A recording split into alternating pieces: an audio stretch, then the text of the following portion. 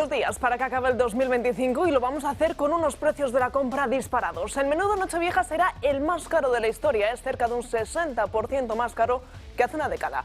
Sube la carne, el marisco, el cordero lechal y el pavo. Además, frutas típicas de estas fechas como la piña y la granada son un 10% más caros hoy que el mes pasado. Unos precios en alza que no hacen más que incrementar el gasto medio de los españoles en estas fechas navideñas. Según la OCU, en estas fechas tan señaladas, cada español se gastará de media 796 euros. La mayor partida irá a los típicos regalos, la cesta de la compra, los viajes y la lotería. Y ojo con la lotería, porque en el pueblo leonés de Villamanín, de apenas 800 habitantes, se ha pasado de la gloria al infierno en apenas unas horas. El número que vendía la comisión de fiestas fue premiado con el gordo, lo que desató la alegría en la mañana del 22 de diciembre.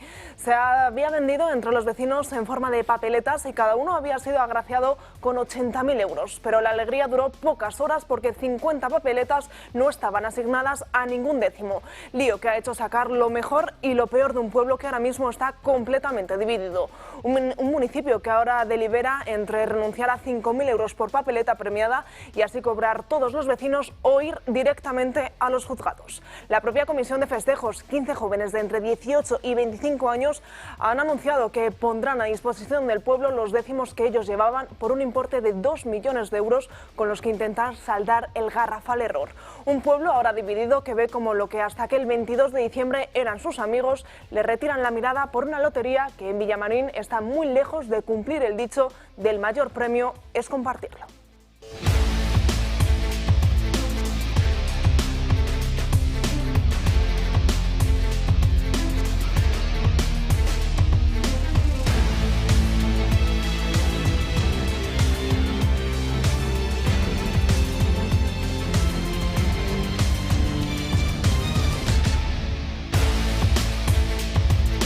¿Qué tal? Muy buenos días, bienvenidos a Dando Caña, último Dando Caña lunes de este año, ya saben, lunes 29 de diciembre, miramos el santoral y felicitamos a todos los David, hoy es San David. Por delante 2 horas intensas de programa en la que vamos a hablar de ese gordo que cayó en ese pueblo leonés, en Villamanín, y cómo de la alegría se ha pasado prácticamente a la tragedia con esas 50 papeletas que no estaban selladas, que no estaban relacionadas con ningún décimo. Veremos a ver cómo está transcurriendo la última hora, la decisión de los vecinos, la decisión de esa comisión de festejos, y también intentaremos analizar con un abogado cuáles son los movimientos que pueden dar, cuál sería la consecuencia de llevar a los tribunales estos no décimos, estas 50 papeletas. También hablaremos de la supuesta caja B del Partido Socialista, de que la paz en Ucrania, entre Rusia y Ucrania, cada vez podrían estar más cerca, también de Aragón, ya saben, con la fecha marcada el próximo 8 de febrero en esas elecciones autonómicas, y de todos los temas de actualidad que pasan, por ejemplo, por ese balance que a partir de las 12 del mediodía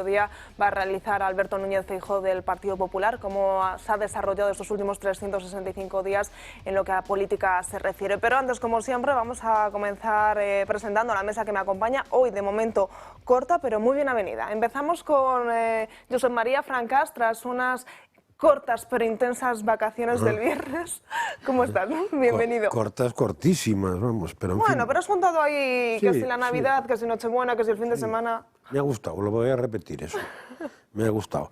A ver, yo es que, claro, como Pedro Sánchez está fuera, hay más paz en el país y entonces tampoco hay mucha información esta mañana ha vuelto a nacer, pero lo que sí ha habido quería yo comentar, porque están surgiendo las famosas voces internas del PSOE, de que a raíz de los resultados de Extremadura, pues ya habla Ibarra, o Rodríguez Ibarra me refiero, si Jordi Sevilla, si el ex líder del PSOE de Madrid, que ahora se me ha ido el nombre, pero que ha estado esta mañana por ahí, van hablando todos, y entonces digo, hombre, pues igual es bueno repasar un poco esa teoría del PSOE bueno y malo, de la cual es recurrente y aquí hablamos mucho. A ver, si hablamos de PSOE bueno y malo y nos referimos a la Segunda República y a la Guerra Civil, había que hablar de un tercer PSOE, que es el PSOE pésimo, ¿no? Que fue aquel, porque fue un PSOE asesino fundamentalmente. Después, bueno, yo lo quitaría del margen, diría que es malo, y ahora explicaré por qué. Porque el concepto que tiene el socialismo es muy fácil. Si tú priorizas la igualdad sobre la libertad, acabarás cargándote la libertad siempre. No tiene otro. Y en cambio, en teoría, la derecha prioriza la libertad sobre la igualdad. con lo cual acabará cargándose la igualdad. Bueno, no me preocupa, pero si lo haces al revés te lo cargas. Y entonces, yendo a lo que decía Emiliano García Paje, que correspondería a lo que llamamos PSOE bueno, pero siendo PSOE igual, bueno, ahora explicaré, ha dicho una cosa que es muy interesante, que es no todo vale. Está muy bien, ¿eh? Pero claro, no todo vale es un paso más o un paso menos, al fin justifica los medios. Es decir, yo no acepto a nadie intelectualmente que se base su vida en el fin justifica los medios. Y ahí divido el mundo, los que opinan eso y los que opinan lo contrario. Los míos son los que el fin no justifica los medios. Los que el fin justifica los medios no son los míos, están en otra órbita. Claro, el no todo vale es el fin justifica los medios, pero no todo fin justifica cualquier medio. Pero ya está dentro del fin justifica los medios. Con lo cual tenemos un problema. Dices que Pedro Sánchez está de vacaciones, pero no le está siguiendo en redes sociales, ¿no? Porque nos está dejando cada pildorita en estos bueno, pero no te queda más remedio que seguirlo, porque aunque no lo sigas, te lo ponen por activa o por pasiva. Pero la gilipollez de que te enseñe un piso o una sala y todo esto, eso me preocupa poco. A mí me preocupa que legisle, que es cuando mejor va, cosas de estas, que enseñe el piso como si quiere enseñar la piscina. Vamos. Bueno, pero es tiempo que está perdiendo en vez de dedicarse a lo que realmente... Mejor que no lo haga. No se importa. Que no se dedique, que no. Lo ideal sería que enseñara pisos. Imagínate Pedro Sánchez toda su vida enseñando pisos. Viviríamos mucho mejor. Oye, hubiéramos vivido mucho mejor. Un nuevo trabajo. Alejandra Nuño, ¿qué tal? Muy buenos días, bienvenida. Muy buenos días, encantada. Vamos a empezar el programa de hoy con página de sucesos, porque lo cierto es que las últimas horas nos han dejado varios sucesos preocupantes y con víctimas mortales. Comenzamos, por ejemplo, por la desgracia que se está viviendo en Alaurín el Grande, en Málaga. El sábado por la noche, la corriente de las fuertes lluvias arrastraron a dos vecinos que circulaban en una furgoneta. Ayer por la mañana fue localizada esa furgoneta y a primera hora de la tarde se localizaba el cadáver de uno de esos dos vecinos desaparecidos. Ha aparecido a varios kilómetros de la furgoneta en la que se desplazaba. Esta misma mañana se han reanudado los trabajos de búsqueda del otro vecino desaparecido. Y en Illora, en Granada, unos vecinos han encontrado el cuerpo sin vida del joven desaparecido en la mañana de ayer cuando intentaba atravesar con su motocicleta un arroyo del pueblo. El joven se cayó y fue arrastrado por la corriente. Esta misma madrugada, como decíamos, un grupo de jóvenes voluntarios han localizado el cuerpo sin vida a más de 7 kilómetros del lugar de los hechos.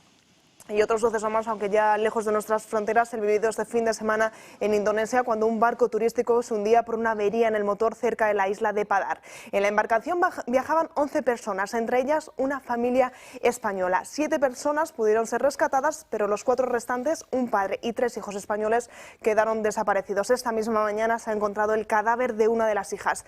La familia de origen valenciano se encontraba de viaje por Navidad y tan solo han sobrevivido a esta tragedia la madre y una de esas hijas. La búsqueda para rescatar los cuerpos del padre y de los otros 2 hijos continúa activa desde esta misma mañana. Sin duda un fin de semana lleno de tragedias y, como decíamos, esas lluvias, sobre todo en la zona de la Comunidad Valenciana, en la región de Murcia y en Andalucía, nos están azotando con fuerza, así que desde aquí pedimos la máxima de las prudencias y la máxima de las preocupaciones y de las alertas. Quedan 2 días para llegar a fin de año y la gente, bueno, pues comienza a hacer ese tradicional balance de qué tal se ha dado este 2025, qué piden de cara al 2026. Vamos a escuchar alguno de esos balances de estos últimos 365 días. Bueno, no nos vamos a quejar, no nos vamos a quejar. Tenemos trabajo los dos, así no nos podemos que quejar. maravilloso. Bueno, tirando. Tirando, no queda otra. Sí. En la medida que va pasando el tiempo, uno se la va arreglando. Bueno, sí, el año ha ido muy bien, Hemos estado 2 veces en España, hemos estado en Aragón en la primavera a ver una amiga también, o sea que un año muy español, muy española. La verdad que muy bien. No podemos quejar. No nos podemos quejar. Que yo digo para el año que viene que vayamos igual, me conformo. Bueno, un poco sube y baja, ¿no? O sea, como muchas cosas buenas y también cosas, pues retos y demás. Entonces, un año bastante completo. Pues Francas, ¿qué balance hacemos de este 2025 a falta de los pocos días que nos quedan para llegar al final? A ver, lo más interesante de este año es que se acaba. Bueno, y que llegamos al final. Y que llegamos, sí. Bueno, eso puede ser importante o no. Yo no considero que eso sea lo más importante. Hombre, no haber llegado hubiese sido malo, ¿no estaríamos aquí? Bueno, en mi caso, pues no sé dónde estaría mejor, si aquí o arriba, no tengo claro, con lo cual, por ahí no voy a sufrir un minuto. Mi problema no soy yo. ¿Qué haríamos nosotros sin ti? No, pues ¿Tú te lo más imaginas? felices seguro. Mi problema es lo que nos toca aguantar. Entonces, claro, yo espero que el año que viene sea mejor que este, porque como siga el mismo personaje, será peor que este y no sé si tiene aguante eso. Entonces, por eso digo que este año lo mejor es que se acaba, porque realmente, para lo que es España y los españoles, ha sido un año horribilis, dijo la famosa reina de Inglaterra, Isabel II, ¿os acordáis, no? Del annus, que no es ano, sino año, horribilis, porque en latín la ñ no existe, es EGN. Pues este año ha sido un año más horrible que el anterior, que ya es decir. ¿Y qué auguras para el 2026? ¿Habrá cambios? ¿Esperas que haya cambios? Bueno, deseo que haya cambios y la esperanza, claro, tener esperanza sí tengo, pero no, la bola de cristal no la he pirado. Y el curso de profeta ni yo ni mis padres lo hicimos, con lo cual no lo sé. Sé lo que deseo, pero no sé lo que pasará. Si tú eres un poquito más positiva. Yo creo que a mi compi le tengo que traer más sidra, porque esto no puede ser. Positivo. No sé si estos titulares. No ha sido positivo con este 2025, y con lo importante que es estar hoy aquí un 29 de diciembre, haber sobrevivido a este presidente del gobierno, a todas las catástrofes, a todas las malas noticias que hemos estado contando. En ese sentido sí, pero que lo más importante no es el sobrevivir. No te hacen tan malas vacaciones, Francas, yo no sé si te daré más. Yo creo que asistimos a un cambio totalmente de un nuevo orden mundial. Ese sería mi titular a nivel internacional, es decir, el mundo como lo habíamos conocido hasta ahora pues ha cambiado. Europa ha quedado relegada ahí, además en una buhardilla, ¿no? Tipo jugando a la Cenicienta, porque ahora tenemos hasta el complejo de decir que estamos en Navidad. Entonces, mientras aquí estamos pues con la zapatilla y guardando la ropa, no sé cómo es el refrán, pues mientras tanto el mundo se va repartiendo en un bloques de grandes civilizaciones y con un sistema completamente diferente en torno a la fuerza y al poder. Y nosotros, pues lo hemos dicho muchas veces en el programa, hemos estado aquí tirándonos tiros en los pies y seguimos jugando no sé muy bien a qué. Y en clave nacional, mientras todo esto está pasando en el mundo, pues tú ya lo has comentado, Natalia, aquí tenemos a un presidente atrincherado en Moncloa, jugando al TikTok y a hacer vídeos empáticos tipo Isabel Preisler, y luego pues abrimos hoy en los periódicos a 3 páginas nada más empezar el mundo, ¿no? Con una ruptura generacional, porque tenemos a una sociedad completamente en jaque mate. La gente joven ha perdido la ilusión en torno a la cultura del esfuerzo, ya no es sinónimo, creo que el sueldo medio ahora mismo es el SMI, es decir, estamos en torno a 16.000, 17.000 euros, y una persona que se ha esforzado máximo está cobrando 1.500 euros, digo, en el ámbito de esos colectivos de gente joven. Y luego pues tenemos hoy, como os digo, pues la mayor tasa de paro en los colectivos de 55 años. Y aquí estamos. Entonces uno está haciendo TikTok con Isabel, los otros estamos parados con la vida estancada, y mientras tanto Europa sigue jugando al escondite entre los grandes bloques que se divisan a nivel internacional. Y esto es como, y hoy me decían por la mañana, y no quiero ser soberbia, pero me decían en una radio que en la que estaba en Radio Capital, me decían, pero Alejandra, ¿cómo puedes tener una visión tan negativa del 25 y de lo que nos viene? Pues que es una realidad. Yo en positivo, más allá de que te necesitamos, yo en positivo lo que quiero creer es que todo esto que tenemos encima de la mesa, pues lo que genera son debates valientes, que el mundo está despertando, que espero que, y lo hemos hablado muchas veces, ¿verdad?, y ahí lo hemos visto ahora en Extremadura, y Dios quiera, ¿no?, que lo veamos a lo largo del ciclo electoral en el que vamos a asistir en el 26, pues que veamos que la sociedad paulatinamente va rompiendo con los tabúes, con los miedos, y que tengamos la valentía de tomar decisiones, porque desde luego seguir jugando al cuento de la Cenicienta pues no nos lleva a ningún sitio. A ver, cosas positivas ha habido, pero tú decías una cosa que yo la matizaría. No es que el mundo esté cambiando, es que ahora nos estamos dando cuenta que el mundo estaba cambiando. porque los cambios no han venido este año, los cambios ya están. Es decir, que Europa no pinta un pimiento no es un tema de que haya hecho algo este año para no pintar un pimiento, es que hace mucho tiempo que no hace nada para pintar nada, pero ahora cada día es más claro que no pinta un pimiento, ¿no? Hombre, sí, a ver, probablemente lo más gordo que ha pasado en España este año, amén de que hemos sido castigados por el altísimo o por el bajísimo, tengo mis dudas, quién nos ha mandado a la perla de Paiporta, algo corredor, pero fue lo de la Dana, probablemente lo más desgraciado que tuvo este país este año. Y fijaos que al mismo tiempo fue lo más esperanzador, porque viendo cómo las autoridades públicas les importaba un pito la vida de la gente y resolver los problemas... El año anterior, en 2024. El 2024, sí, pero que la reacción que empieza ahí es la reacción de la gente joven, que se salta a todo tipo de planteamientos y empieza a reaccionar. Y esa reacción se ha ido que empezó en el año 24, este año se ha ido viendo todavía más y se está notando en ese tipo de cosas, desde en Europa en el tema electoral y en que la gente joven ya no está bajo las características de lo que estaba hasta ahora. Es decir, lo que estaba y se están rebelando contra lo que estaba porque no les soluciona nada, lo que decías tú, Alejandra. Claro, con 1.500 euros, hombre, 1.500 euros para mi generación es una burrada, para mi generación. Pero claro, cuando un piso cuesta lo que cuesta, no es una burrada, es imposible poder hacer nada. Vamos a aparcar este tema temporalmente porque luego vamos a hablar de esa cesta de la compra y de la cena de Nochevieja, la más cara de la historia, pero vamos a irnos directamente a escuchar en directo a Alberto Núñez Feijóo, que comienza el balance de este 2025. Siguen abriendo las puertas de su negocio, que siguen montando en su furgoneta y que siguen atendiendo a sus clientes. Gracias a los trabajadores del campo, porque la tierra y los animales no entienden de navidades ni festivos. Gracias también a las gentes de la mar, que llevan semanas doblando esfuerzos y riesgos para que nuestras mesas tengan los mejores productos. Y gracias a aquellos jóvenes que aprovechan esta campaña para trabajar unos días y, si es posible, sacarse un dinero. Y sobre todo, y por encima de todo, gracias al personal sanitario y al personal sociosanitario que, entre huelgas y gripes, estos días también están cuidando de nosotros. Gracias, en definitiva, a todos aquellos que no podéis descansar en estos días y gracias a todos los que hacéis que España funcione y construye una España mejor cada día estas Navidades. Siempre he pensado que la primera responsabilidad de un político que preside el gobierno de un país o que aspira a hacerlo es decir la verdad, tratar como adultos a sus compatriotas y respetar la inteligencia y el dinero de la gente a la que debe servir. Este principio se ha quebrado en España en los últimos años. Por tanto, yo quiero dirigirme a nuestro país, con rigor, con honestidad y mirando a la cara a los ciudadanos. España es un gran país, el mejor del mundo. Tenemos una sociedad excepcional, trabajadora, solidaria y resistente.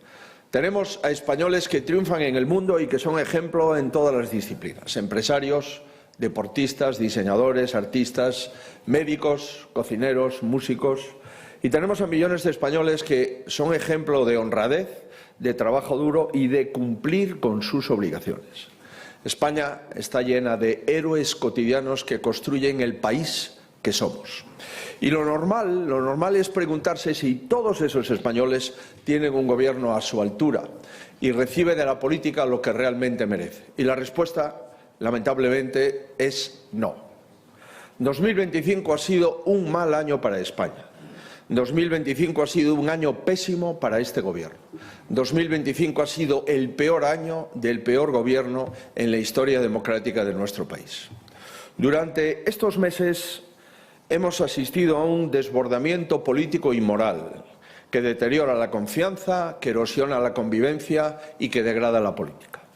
Porque los escándalos, la corrupción y el mal funcionamiento del gobierno repercuten directamente en la vida de los españoles, en nuestra economía, en las infraestructuras, en los servicios públicos y en la credibilidad internacional de nuestro país. Eso es un daño que un gobierno decente no puede permitirse y que desde el próximo gobierno se tendrá que reparar. 2025 ha sido el año del colapso total del sanchismo. Y ese colapso total se ha manifestado en al menos 10 fracasos.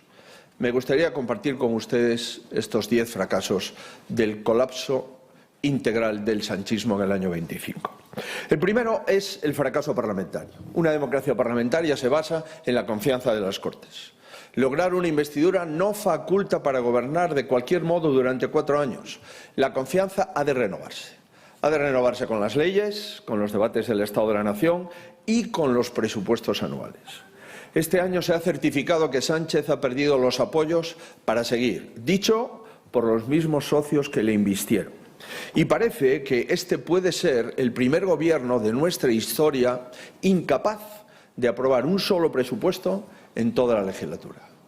Tener una minoría de bloqueo es muy distinto a tener una mayoría de gobierno. Insisto, muy distinto.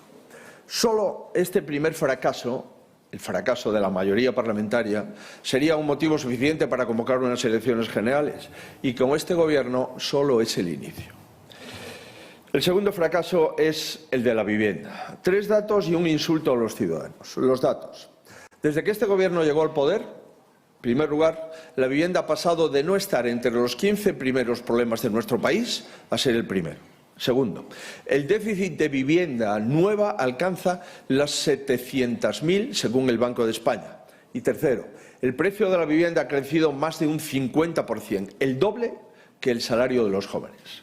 Y el insulto, las 2 mejores ideas que aportó este año el Gobierno en materia de vivienda ha sido un teléfono y una campaña para reírse de los jóvenes que finalmente tuvieron que retirar. El Gobierno no solo no tiene ideas para aprobar y abordar el problema que ha creado, sino que todas sus medidas lo están agravando. Y no se quiere dar por enterado. El tercer fracaso es el fracaso del apagón. El fanatismo del Gobierno nos sometió a un episodio impropio de un país europeo. Y a meses de oscurantismo sobre las causas reales del mismo. Cualquier gobierno responsable cesaría a los culpables y rectificaría su política energética. El Gobierno español no ha asumido ninguna responsabilidad sobre lo sucedido e insiste en una política energética errada, manteniendo el calendario de cierre de las centrales nucleares incluso contra el mandato de las Cortes. El cuarto fracaso se refiere a la política migratoria. El Gobierno mantiene la política migratoria más inhumana, que es la que no existe. La que provoca cada año que sigan perdiendo miles de vidas en el mar mientras las mafias se llenan los bolsillos. Por si fuera poco, Sánchez ha convertido el reparto de menores migrantes en una herramienta de negociación con el PNV y con Junts. ¿Se puede ser más hipócrita que pedir a los demás que cumplan lo que no exiges a tus socios? ¿Se puede ser más racista que usar esta cuestión como supuesto castigo a las comunidades gobernadas por el Partido Popular? Faltan efectivos para controlar nuestras fronteras. Falta capacidad para agilizar los procesos de devolución. Falta firmeza para abordar la cuestión en origen y combatir a las mafias. Y, sobre todo, falta voluntad para solucionar el problema. También en esto la política irresponsable del Gobierno ha generado un problema que no existía. También en esto Sánchez va en dirección contraria a los países de nuestro entorno. También en esto España tiene una alternativa. El quinto fracaso se refiere a la política internacional. En demasiadas ocasiones el Gobierno había utilizado la política exterior para huir o para esconder sus problemas interiores. Pero este año ha cruzado varias líneas que no tienen retorno. Firmó y negó en cuestión de minutos los acuerdos sobre el gasto en defensa en la cumbre de la OTAN. Se negó a felicitar a la Premio Nobel de la Paz, María Corina Machado, y cada día quedan más acreditados los oscuros vínculos con el régimen venezolano de Maduro. Y ha sido el Gobierno español advertido por la Unión Europea por acuerdos comerciales potencialmente peligrosos para nuestra seguridad con otras potencias. El resultado es una progresiva desconfianza de nuestros socios, que ya se ha manifestado en una notable pérdida de presencia de España en las reuniones sobre la seguridad de la Unión Europea y sobre Ucrania. Sánchez nunca fue un líder internacional, pero este año se ha convertido en un problema internacional para nuestro país y para nuestros aliados. La política exterior no la pueden marcar los intereses personales de un presidente ni los intereses económicos de un expresidente. La política exterior deben marcar los intereses generales del país que trascienden a las personas y a los gobiernos. Sexto fracaso se refiere a la gestión de los fondos europeos. La gran oportunidad del pasado mandato se ha convertido en el mayor fracaso económico de este gobierno. Sánchez ha hecho perder a España la oportunidad histórica de emplear los fondos en transformar y reformar la economía española. La ejecución es irrisoria. Hasta diciembre de 24 se había ejecutado el 19,5%, por tanto, en el último año y medio del plan habrá que ejecutar un 55% más que en todos los años anteriores. Solo un 15% del dinero se ha destinado al sector privado. Y hemos renunciado a 60.400 millones, es decir, un 37% de los fondos totales, porque el Gobierno es incapaz de incumplir los hitos a los que se había comprometido. Lo que implica que se ha perdido también la ambición de las reformas. El Gobierno ha renunciado a la aprobación de hasta 17 leyes contempladas al inicio del plan y comprometidas con Europa. Los fondos europeos solo han servido para que nuestro país se gobernase durante años sin presupuestos generales del Estado. Es muy grave la oportunidad perdida y es muy grave el dinero perdido y malgastado, porque los españoles tendremos que pagar durante años la incapacidad de gestión del Gobierno actual. Séptimo fracaso se refiere a la juventud. Dirigirse a los jóvenes no es recomendar un libro en TikTok o enseñar la música que escuchas o mostrar frívolamente el Palacio de la Moncloa. Hay que ser más serio. A los jóvenes se les está arrebatando la esperanza. 7 años de sanchismo han acabado con el principio de prosperidad que impulsaba a cada generación. Este Gobierno les ha forzado a que se resignen a vivir peor que sus padres. España es el país de la Unión Europea con mayor tasa de desempleo juvenil, un 25%. Tenemos 500.000 de jóvenes en paro y el 36% están sobrecualificados para su empleo. Pues un balance que estamos muy pendientes de lo que dice el propio Alberto Núñez Feijóo, en el que ha destacado, o va a destacar 10 de los fracasos que ha llevado a cabo este Partido Socialista, este gobierno durante el último año. Destaca el fracaso parlamentario, la vivienda que se ha convertido ya en el primer problema para todos los españoles. Habla también de ese apagón y las pocas consecuencias responsables que ha tenido, y de la inmigración, otro de los máximos problemas a los que se está teniendo que enfrentar nuestro país. Además, también están viendo en sus pantallas otra pequeña ventanita, en ella escucharemos en los próximos minutos al ministro Ángel Víctor Torres, que también va a hacer balance este 2025 en su ministerio. Todo ello se lo ampliamos después de la primera pausa publicitaria.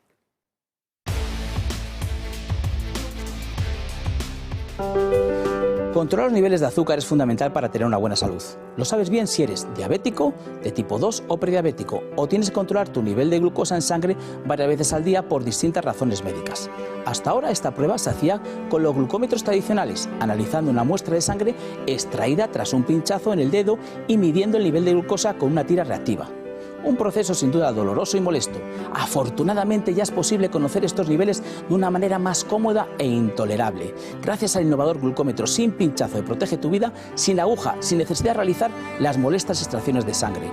Este nuevo sistema no invasivo obtiene un resultado igual de fiable, con la ayuda de los rayos infrarrojos, metiendo simplemente un dedo en la pinza, similar a la que mide el oxígeno en sangre, con resultados en pocos segundos. No lo dudes, llama al 900-730101 y mide tu glucosa en sangre sin pinchazos ni dolor.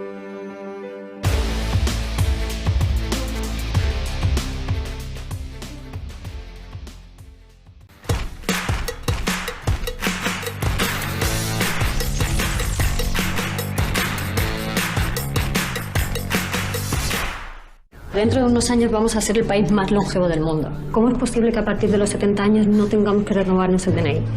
Vamos a vivir más años y queremos vivirlos al máximo. Así se presenta Bienvejecer. Cuídate hoy con un 30% de descuento en tu seguro de salud y dental para vivir mejor mañana.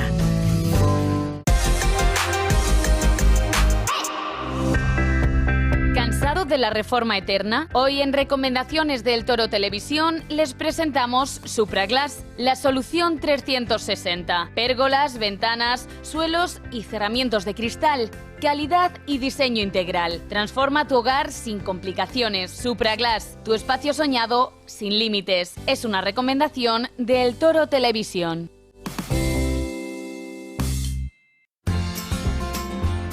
Cultivado en el regadío de Lodosa, Navarra, bajo la indicación geográfica protegida Espárrago de Navarra, este producto se ha convertido en la auténtica joya de la huerta de Conservas Perón. Seleccionan y clasifican los espárragos nada más haber sido recolectados. A continuación, se pelan mediante maquinaria o a mano y se cortan por el tallo con el fin de igualar su tamaño. Se escaldan mediante inmersión en agua caliente y tras un enfriado rápido, se clasifican los espárragos de las mismas características y se pasa al envasado.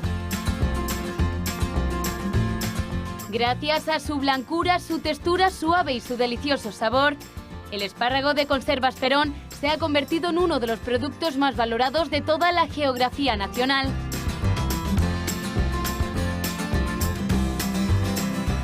Llame al 948 69 3401 o entre en su página web www.conservasperón.com. Conservas Perón, de la mata a la lata. 7 de la mañana, 6 de la mañana en Canarias. Bienvenidos a Mañanas en Libertad. Escúchanos y no te pierdas nada. Síguenos en redes sociales y entérate antes que nadie de nuestros contenidos, entrevistas y momentos destacados. Búscanos como Radio Libertad en todas las plataformas y únete a nuestra comunidad. Conéctate y vive la libertad en tu radio.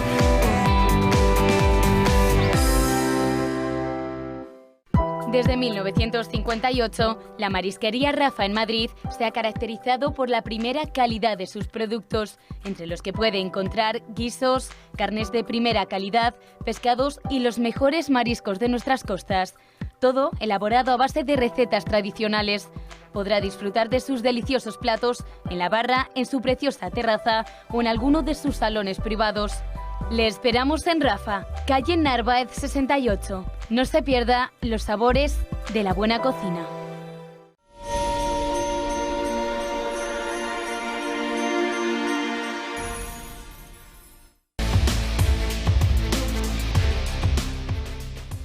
Doce y media del mediodía, seguimos aquí en directo en Dando Caña. Están viendo a Alberto Núñez Feijóo, como decíamos antes de irnos a publicidad, en ese balance de este año 2025, que ya lo ha titulado, ya lo ha calificado como el año del colapso total del sanchismo. Sobre la mesa llevaba 4 fracasos que llevaba este gobierno, entre ellos el fracaso parlamentario, ya saben, ese bloqueo en el que se encuentra el Congreso, en el que prácticamente es imposible sacar adelante leyes. También la vivienda, y es que no podemos olvidar que es el principal problema de todos los españoles. Decía Alberto Núñez Feijóo que cuando Pedro Sánchez llegó a la Moncloa en el año 2017, el problema de la vivienda no se situaba ni siquiera entre los 15 primeros problemas, y hoy, sin embargo, es ya el primero para todos los españoles. Habla también del apagón. No podemos olvidar ese hecho que ocurrió en nuestro país, que durante horas nos quedamos sin luz, y también de la inmigración, una inmigración descontrolada e irregular que cada vez está más presente, es más presente en nuestro país. Alejandra, primera valoración, primer titular que haces de estos primeros minutos de la rueda de prensa del presidente del PP. Bueno, vamos a ver, lo primero, un segundo, una puntualización a lo que hablábamos antes, y estoy de acuerdo con Josep María en que, bueno, sí, puede ser que Europa esté ahora, o que estemos poniendo encima de la mesa lo desdibujada que estamos, y que verdaderamente hemos puesto en manos de China toda la propiedad industrial de este continente, y que hemos cedido completamente, bueno, pues hemos estado con una dependencia militar a Estados Unidos, y que no sé si es tarde, si la dicha es buena, pero que, bueno, bendito sea ese despertar. En valoración a Feijóo, pues que estábamos aquí contando cuántos fracasos llevaba así 4 o cuántos fracasos estaba diciendo. Yo, varios temas que ya lo hemos dicho muchas veces también en el programa. Lo primero, me cuesta mucho creer estas palabras cuando venimos anteriormente, ¿no? Veníamos de un gobierno con el Partido Popular y no tengo muy claro lo que han hecho y por qué estamos en esta situación. Porque estamos en esta situación, porque estamos en mano de los partidos separatistas y me pregunto qué hicieron ellos en su día cuando estaban en el gobierno y por qué no cambiaron la ley electoral cuando lo tenían a mano, y así estamos a día de hoy. O sea que esa visión que él tiene, pues no tengo muy claro. Hablar de colapso, creo que a veces lo subestimamos, porque yo no veo colapsado, o sea, yo veo una degradación en todos los aspectos, pero verdaderamente este señor está ya atrincherado, y si vemos los titulares de los dominicales de ayer, estamos viendo páginas enteras de cómo Otegi es el nuevo hombre de Estado, en plena confianza de Sánchez. Es decir, Sánchez estará haciendo el TikTok, ¿vale? Pero ahí tiene a su cuadrilla trabajando, ¿no?, para seguir aferrados y atrincherados, y ojo al dato con este tema. O sea que no tengo yo muy claro si estamos en el colapso, Dios lo quiera, pero no lo sé. En todo caso, no sé cómo lo veis vosotros, pero más allá de los fracasos, ¿por qué no hablamos de soluciones, sabéis? Y puede ser conceptual, no lo sé, luego evidentemente hay que bajarlo y capilarizarlo, pero uno, cartas encima de la mesa. Dos, realismos, basta ya de victimismos, vamos a tener un compromiso serio, ¿no?, y realista, y ahí volvemos a poner en valor a la gente joven que viene con las cosas muy claras y sin ningún tipo de tapujos. Yo creo que tenemos que comprometernos firmemente con la excelencia y con la productividad. Yo me lo llevo a mi terreno, que es la empresa, empresa y sociedad, y ahí no puedo parar de decirlo en todos los ámbitos. Tenemos una urgencia que se llama poner la innovación y la excelencia para darle una vuelta a la economía, que será lo que nos lleve a tener otro tipo de salarios y esa autonomía económica que tanto necesitamos hoy en día para volver a integrar a la sociedad que está ahora en disputa con esa ruptura del contrato social entre colectivos. Y no hay otra camino que no sea ese compromiso con la excelencia, ese compromiso con la innovación y con la empresa, y rompiendo tabúes nuevamente en torno a la figura de la empresa como agente de bienestar y a lo que significa tener empresarios y empresarias en este país, que todavía seguimos viendo algunos ámbitos políticos que sigan en contra de. Yo creo que ahí está el gran tema, que no es fácil, Natalia, ya termino, porque evidentemente tenemos mucha gente muchos colectivos clientelares que viven de subvenciones y de subsidios, y es muy difícil romper esto. Y luego, por cierto, ya de verdad que sí, pero ayer también leía, ¿no?, que estamos batiendo el récord ahora mismo de expedientes de asilo, por ejemplo, 475, no sé si eran 75 o 435 expedientes de asilo. Han tenido que meter recursos, no solamente materiales, sino de personas y de nuevos puestos, para poder dar abasto, ¿no?, a toda la cantidad de gente que tenemos encima llamando o ya en el país, y eso es inasumible, porque ninguna estructura económica, entre el envejecimiento de la población, ya estáis viendo nuevamente también que estamos batiendo el récord de pensiones, junto con toda la gente que encima sin ningún tipo de política de inmigración. Así que nuevamente tenemos elecciones en Aragón, en Castilla y León y en Andalucía. Pongámonos a trabajar más allá del compromiso de cada uno de nosotros. Eso de que dices de los 400.000 puede ser que sean muchos fruto de la legislación de que los hijos de españoles en el extranjero de la guerra civil y tal pueden coger la nacionalidad, y estos están colapsando todas no las embajadas sino los consulados en muchos sitios. No hay suficiente gente para atender a esta gente, ¿no? Pero a ver, es que habéis dicho muchas cosas, ¿no? Matices simplemente porque no disiento en nada, pero si hemos llegado hasta aquí es porque mucha gente nos ha hecho llegar hasta aquí, ¿eh? Y entonces pues habría que hacer una lista de gente que nos ha ayudado en lo bueno a llegar hasta aquí y gente que nos ha ayudado en lo malo, es decir, que no nos ha ayudado en llegar hasta aquí, y ahí saldrían, de todos los partidos saldrían mucha gente, ¿eh?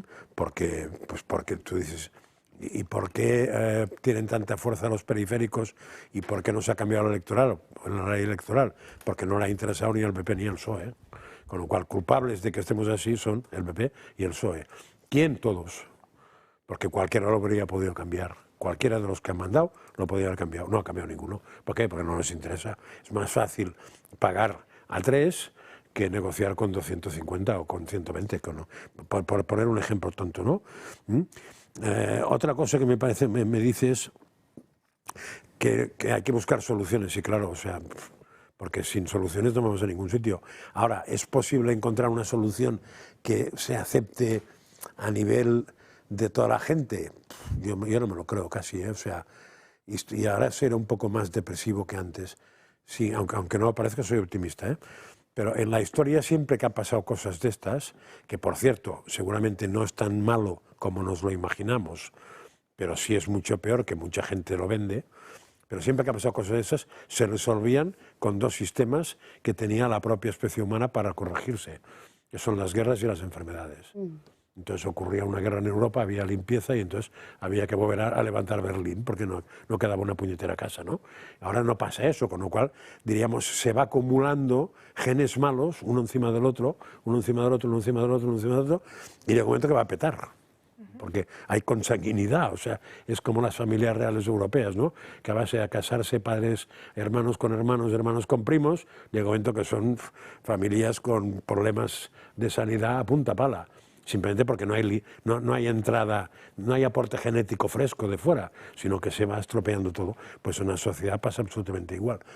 ¿Cuál es la solución? Pues, hombre, la solución sería una catástrofe de narices, o sea, un meteorito y empezar de cero. Pero claro, yo tampoco, primero que no tengo ninguna opción de programarlo y segundo tampoco me voy a apuntar yo ahora a eso, ¿no? Pero, pues a escoger algo, pues probablemente lo que habría que hacer es reducir al Estado a la mínima expresión y aquí quitaríamos todas las subvenciones, que en principio no hay ninguna sana, porque toda subvención quiere decir que una cosa que no funciona hay que hacer algo para que funcione, con lo cual es un sistema para cargarse algo, porque si algo no funciona lo mejor es que deje de funcionar, que desaparezca y se haga. Es traumático, vale, sí, pero es que si vas ayudando a que lo que está mal o lo que no está bien o lo que no funciona se mantenga porque lo subvencionas, lo único que vas a hacer es empobrecer todo.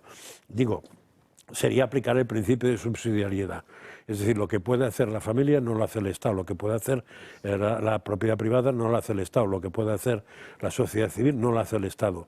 Y entonces ganaríamos mucho porque sobra mucha gente que vive del cuento, Pero, ¿veo a alguien con capacidad de hacer eso? Yo creo que no. Sobre los jóvenes, Alberto Núñez Feijóo se acaba de pronunciar, dice que Pedro Sánchez no está haciendo nada por ellos, que no sirve de nada ese contenido que está subiendo a las redes sociales, ni de sus recomendaciones en libros, ni en música, ni siquiera esa visita por la Moncloa que veíamos el pasado viernes, sino que más bien les está robando la esperanza. Y sobre este colapso que sufre el país, el colapso que sufre el gobierno, ha hablado esta misma mañana Elma Sainz, ya saben, la nueva portavoz del gobierno, que dice que no hace falta tener que aprobar todas las medidas como leyes, sino que simplemente habría que ponerlas en marcha. Vamos a escuchar y vamos a ver cómo lo explicaba. Somos conscientes, tenemos un compromiso y vamos a presentar un nuevo proyecto de presupuestos. Bueno, es que no vale cualquier cosa. Un proyecto de presupuestos bueno, que siga en la línea en la que estamos. ¿Tienen fecha de cuándo los presentarán? A lo largo del primer trimestre del 2026. Creo que es importante que seamos conscientes de cómo es nuestra composición y cómo es, me voy a poner un poco jurídica, pero hay cuestiones que no necesitan un rango de ley. Hay mucho que se puede hacer para mejorar la vida de la gente y que tiene, por ejemplo, un rango reglamentario, que son medidas que no tienen que ser convalidadas por el Congreso de los Diputados. Eso no las convierte en malas medidas, todo lo contrario. Bueno, pues deja entrever esa mala relación incluso con sus socios, con el resto del Congreso, y viene a decir que prácticamente nos olvidemos de que se vean aprobar nuevas leyes, sin embargo utilizarán ese otro mecanismo, el de los reglamentos, para intentar subsanar. Yo, Fran Casar hablaba del colapso total, ¿no? Y que se venía, ¿no? Hay como un sistema orgánico de limpieza histórico, que puede ser a través de una gran enfermedad o puede ser a través de la guerra. Bueno, ayer venía una columna en ABC muy interesante de Ignacio Camacho y que decía, yo voy a intentar trasladar el punto de vista y por eso lo de subestimar a Sánchez, ojo con ello, pero decía Ignacio que hay algunas voces que alentaban a que Sánchez iba a llevarnos al máximo nivel de colapso, es que utilizaba esa palabra. O sea, que él mismo provocaba a un nivel ya estratosférico para que la ruptura total a nivel, ¿no?, es que lo iba a decir en inglés, breaking down, no sé cómo se dice ahora mismo en español, bueno, de ruptura total a nivel social, ¿no?, llevarlo al máximo para luego provocar esa salvación que él viene ejecutando, ¿no? Es decir, porque lo que está claro es que el miedo a la ultraderecha, parece ser, ¿no?, esto que él llama la ultraderecha, esto ya se acabó porque la gente empieza a despertar, entonces de decir, oye, vamos a llevarles al máximo nivel para que confronten entre ellos y luego yo me presento nuevamente como el gran salvador. No lo sé, yo siempre os digo que ojo con este señor porque desde luego es maquiavélico y yo nunca lo subestimaría, pero que a lo mejor el colapso viene nuevamente, no sé, a ver, que Pedro incidencia Sánchez, por ellos mismos. Que Pedro Sánchez va a hacer todo el daño que pueda, yo no tengo ninguna duda, pero simplemente porque su manera de funcionar es mi daño, ya. O sea, haga lo que haga me hace daño, a mí y a la gente que yo considero normal. La gente que no considero normal, pues igual está encantada, pero... Y además hay un componente ahí de fondo, yo cuando antes lo he insinuado, que medio demoníaco, o sea, no es posible que una persona sea tan mala a todas las horas y haciendo tantas cosas mal y no haga ninguna bien, o sea... y siempre se persiga a ver a quién destrozo. Es decir, el vivir contra, eso no es humano. Tiene que haber algo más, porque no llena vivir contra todo el mundo, no lo entiendo. Ahora, el truco este que no sé quién ha dicho, ahora hoy se acaba colación, porque lo ha dicho la ministra esta, hace días que está funcionando eso, a hablar de que la legislación hay que hacerla en base a reglamentos, con lo cual... ya te ahorras, sí, claro, o sea, pero eso para eso es mucho más fácil, una dictadura directamente y funcionan de coña. Vamos, son súper rápidas y súper eficaces a corto plazo. Otra cosa es, ¿estamos dispuestos los españoles a una parte importante a aguantarlo? Pues yo creo que no. Entonces, a ver, contra los reglamentos solo hay dos opciones, pero fundamentalmente una, que es la vía legal. Es decir, porque si el reglamento de alguna manera contradice alguna ley, pues no puede tirar para adelante. Así de fácil. O sea, si contradice la igualdad, si contradice, no sé, principios claves, no puede tirar para adelante. Pero alguien tendrá que denunciarlo. Entonces, al final, llegaríamos, que es lo que quería yo llegar. Hemos oído a Feijóo, es muy interesante, con los 7 primeros puntos, que no sé si después van a ser 35 o 40. Pero tal como los ha explicado, la pregunta es... si Pedro Sánchez, para usted, y bien diagnosticado, es tan malo y nos está llevando a sitios tan pérfidos, ¿qué puñeta hace usted? Pues claro, yo me imagino ver que me están matando a mis hijos y decir qué malos son estos que los están matando, no me veo muy capaz. Creo que habría que hacer algo, no sé qué, pero habría que hacer algo. Ahora, si lo único que están diciendo, alguien les está diciendo tonto, pues entonces tampoco me voy a pegar yo.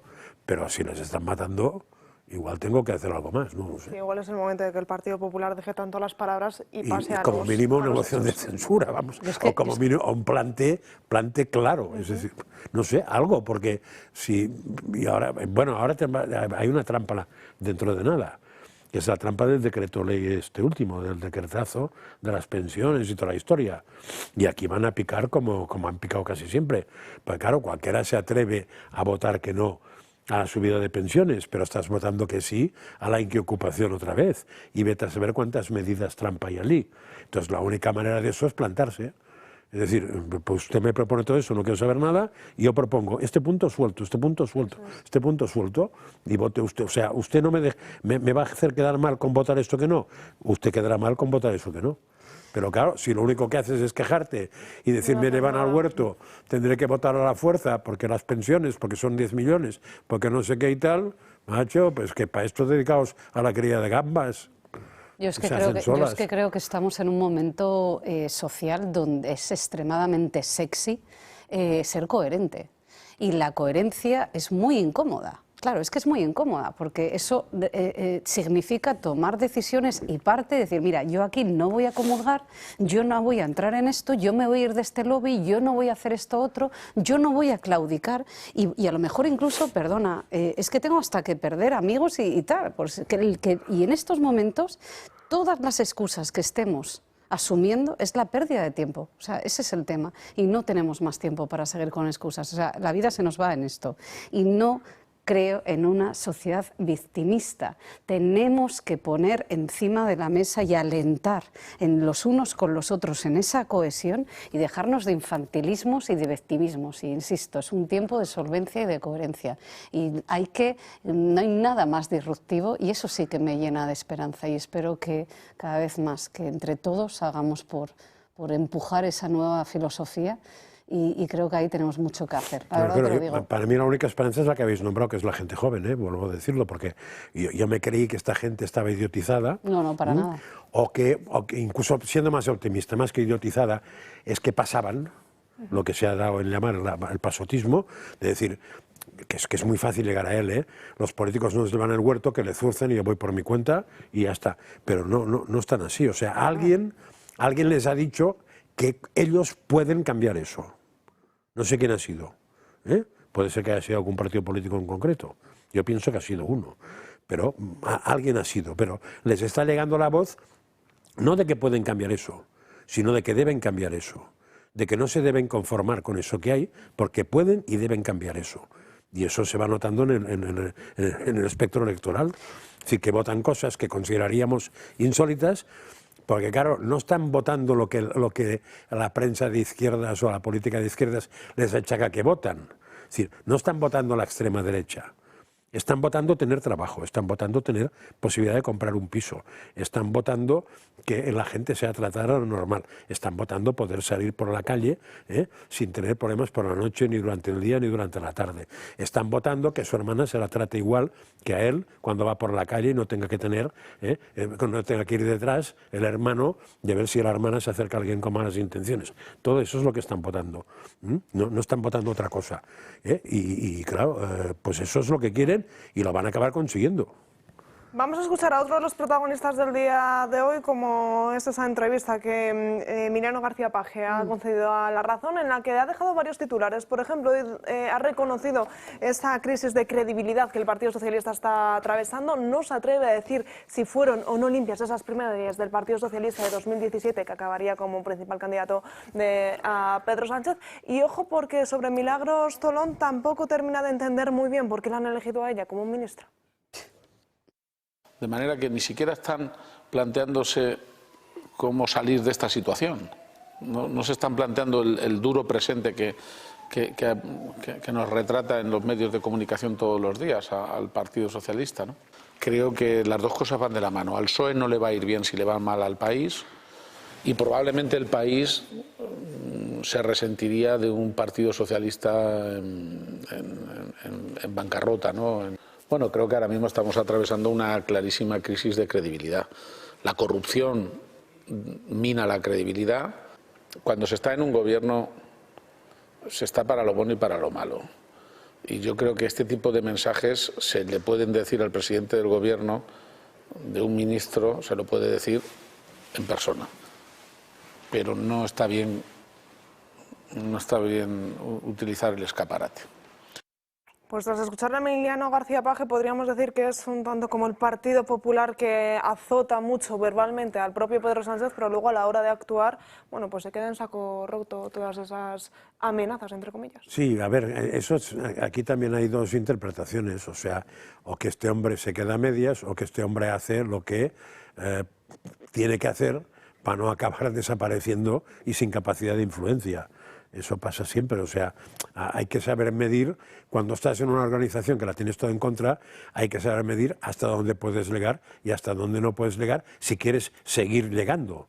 Si te da igual, pues nada, montas un show y ya está, pero claro, el todo o nada está muy bien, pero es muy difícil aplicar a veces, entonces yo en eso, según qué cosas hace, le valoro más una cosa que la otra, pero ya en la introducción he explicado que filosóficamente no estamos en el mismo bando, porque él acepta que el fin justifica los medios, pero que no todo fin justifica todo medio. Y yo no acepto que ningún fin justifique ningún medio, que es otra filosofía de vida, con lo cual no nos podríamos entender nunca ideológicamente. Otra cosa es que podríamos convivir, y de hecho yo con él he tenido un trato muchas veces espléndido, y además es un señor que, a diferencia de otros, mantiene el trato, ideológicamente no le pesa la ideología para el trato, o sea, tiene grandes virtudes. Lo mismo que Jordi Sevilla, que es un señor con el cual yo he tenido mucho trato, y que no, ideológicamente estamos en dos barcos opuestos, pero eso ni a uno ni a otro le pesa para tener trato, y eso no es tan frecuente en este país desde hace años, ¿eh? O sea que en ese sentido, y me parece que ha dicho cosas muy sensatas, pero claro, ¿podía haber hecho más? Pues puede ser que podía haber hecho más, pero es lo de siempre, ¿qué podía haber hecho más que no haya hecho y que hubiera tenido una eficacia? Pues eso ya no lo tengo tan claro. Igual cuando tienes una bala, porque no tienen muchas más, ¿eh? Cuando tienes una bala igual hay que reservarla para el momento clave. Y esa teoría, por ejemplo, yo la he usado alguna vez con Feijóo y el tema de la moción de censura, hasta que me han explicado que Feijóo no tiene una bala, tiene 2 balas por año. No, 2 balas por año no es una bala, ¿eh? Es más, ni siquiera 2 balas por año, porque con los 40 y pico o 50 que tiene, que con cada grupo de 50 tiene 2 balas por año. Si tiene 100 diputados ya tendría 4 balas por año, o sea que tiene balas. Entonces, claro, esto no es lo mismo que tener una. Yo no sé si Emiliano tiene solo una, que es decir a sus diputados que hagan algo, romper el Siempre grupo. se ha dicho que quizás si está tan descontento, claro, romper el podría decir grupo, a sus diputados de, pero eso del cómo Congreso acaba, pues puede acabar con él en la puñetera calle, lo cual es, a veces compensa arriesgarte eso, pero claro, en la calle no te comes un rosco, no tú. Si quieres cambiar algo, ya no, se te ha acabado, porque digamos tan echado del coche, ¿eh? Ya tienes que ir a pie, y a pie no se liga. Es complicado eso, ¿eh? O sea, yo valoro más que diga eso que no diga nada. Ahora, a partir de ahí, por ejemplo, Rodríguez de Ibarra el otro día, es muy interesante porque entró fuerte, pero en cambio cuando le preguntan qué va a votar, te dice que va a seguir votando el PSOE. Felipe González no ha dicho eso. Felipe González ha dicho que a todos aquellos que hayan contribuido con el tema de la amnistía no les va a dar su voto. Esto es no votar al PSOE en las siguientes, a no ser que hubiera un cambio tal que viniera otra persona, tal. No son lo mismo uno que otro. Alejandra, ¿qué valoración te merece a ti Emiliano García Paje y sus últimas declaraciones? Bueno, es que siempre está con la misma cantinela, y perdonadme la expresión tan sencilla, pero es que él habla ahora, yo estaba aquí escribiendo, ¿no? Trae grave crisis de credibilidad. Bueno, pues es que, vale, bien, y... O sea, yo evidentemente lo que está diciendo Josep María, o sea, yo prefiero escuchar esto que escuchar otras cosas, que escuchar el vídeo de TikTok nuevamente también de Alegría, que ¿no? De Pilar Alegría, que estaba hablando de los chocolates. De Kamala Alegría. Y sí. Yo le voy a llamar Kamala Alegría. Kamala Alegría. Porque la leche de Kamala será poca como la que se va a pegar esta. Total. Pero al final, ¿para qué nos sirve todo esto? No tengo muy claro, ¿sabes? Y no sé si tiene una bala, si tiene 4, si tiene 3, ahí no me voy a meter, pero verdaderamente cuando tú me hablas de credibilidad, cuando tu comportamiento nuevamente no, al final claudicas y estás ahí al pie del cañón, o sea que disiente, pero ¿hasta qué punto nos sirve para que disiente? Pues no, es que no lo tengo muy claro, la verdad. Pues nos vamos a ir a una nueva pausa publicitaria, pero a la vuelta nos metemos de lleno en esa problemática que se está viviendo en ese municipio leonés de Villamanín, en el que el gordo de la lotería de Navidad del pasado 22 de diciembre, lejos de traer alegría, ha traído una gran disputa entre los propios vecinos. Vaya. 1 de la tarde en punto, seguimos en directo aquí en Dando Caña y vamos a hablar de ese gordo que cayó en Villamanín, un pequeño municipio de la provincia de León de apenas 800 habitantes, que sin embargo, bueno, pues el gordo, lejos de traer esa alegría, pues ha traído una verdadera disputa entre los vecinos. Recordamos, la comisión de festejos vendió un número, el agraciado con el gordo de la lotería, lo vendió en forma de papeletas. Tocó el gordo, todos lo festejaron, pero a la hora de cobrarlo ha resultado que 50 de esas papeletas que se habían vendido no estaban ligadas, no estaban relacionadas con ningún décimo. ¿Qué ha pasado? Pues que ahora no saben cómo subsanar la cuantía de 4 millones de euros. Para intentar esclarecer todo esto, para saber si una de las mejores opciones sería llevarlo por la vía judicial, se suma a la mesa con nosotros Víctor Manuel Seligrat. ¿Qué tal? Muy buenos días. Muy buenas a todos y a todas. ¿Cómo contextualizar todo este jaleo que estamos viendo en este pequeño pueblo leonés, en el que la alegría, lejos de ser la alegría, bueno, pues ha traído una verdadera desgracia a ese pueblo, podríamos decir? Pues en primer lugar yo creo que hay que tener en cuenta que en un futuro el que haya un mínimo de documentación es adecuado y necesario para que no existan estas cuestiones. Ya sé que no es fácil, porque estamos hablando de personas de andar por casa, de una localidad donde se conocen casi todos y todas, pero, sin embargo, es fundamental para acreditar esa legitimación del cobro. Yo prefiero un mal acuerdo a un buen pleito, siempre que ese mal acuerdo sea ecuánime y justo para todos. ¿Cómo se podría hacer? Pues intentar llegar a ese acuerdo mediante un consenso de las personas que acrediten claramente que han pagado ese décimo o esa parte de décimo. Y aquellos otros que presunta o supuestamente se hayan quedado con un dinero que no les corresponde, dado que lo han cobrado sabiendo que pertenece a esa comisión de festejos, ¿no? Que es el nombre, pues entonces entiendo que ahí es donde sí que habría que sentarse con esas personas, si es que han hecho un hecho ilícito a sabiendas, para decirles, antes de ir al proceso judicial de una presunta apropiación indebida, te rogamos, te solicitamos que aportes la cantidad correspondiente que has cobrado indebidamente.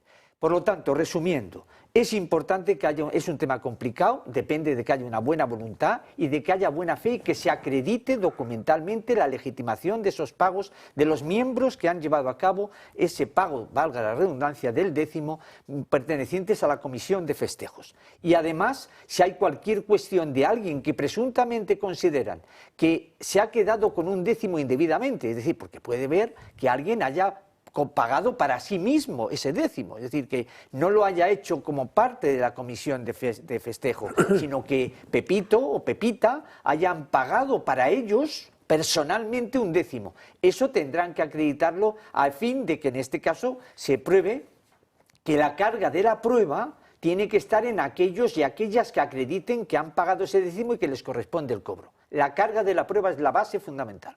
Sí, a ver, yo no sé de qué va la fiesta, pero intuyo, por lo que he oído, que la fiesta va de como se hacía antes, se hacían participaciones y se siguen haciendo, muchas entidades hacen participaciones. Entonces, si haces 100 participaciones, pues lo que te va a tocar es 1 dividido por 100, siendo el 1 lo que haya tocado. Si te toca un premio de 1 millón, pues 1 millón dividido por 100, si te toca, ¿vale? Entonces, la sensación que he llegado a pensar es que calcularon que eran 100 y han hecho 150, o calcularon que eran 80 y han hecho 70, no sé, o sea, que se ha hecho más participaciones en la cuenta. Si no es esto, se parece a eso. Sí. Entonces, ¿el problema dónde está? Pues que ahora no, para repartir lo que toca no hay, porque tú no tienes una décima parte del décimo, porque hay más de 10, o sea, tú tienes una sexta, séptima, octava parte, con lo cual, si te iban a tocar 80, no te van a tocar 80. Entonces, parece ser que una gran parte de esa gente ha llegado a la conclusión, la misma que Víctor Manuel, de que es mejor un mal acuerdo que no un juicio, y eso se resuelve tan fácil, han dicho, como que en vez de cobrar 80.000 por agraciado, cobren 75.000. Es decir, todos pierden 5.000 euros. Pero mi pregunta, y ahora va a ti, ¿eso tiene que ser por unanimidad? Porque parece que hay alguno que dice que no, que él quiere los 80.000. Bueno, yo creo que ahí lo que depende es de los estatutos o normativa interna que tenga esa comisión de festejos.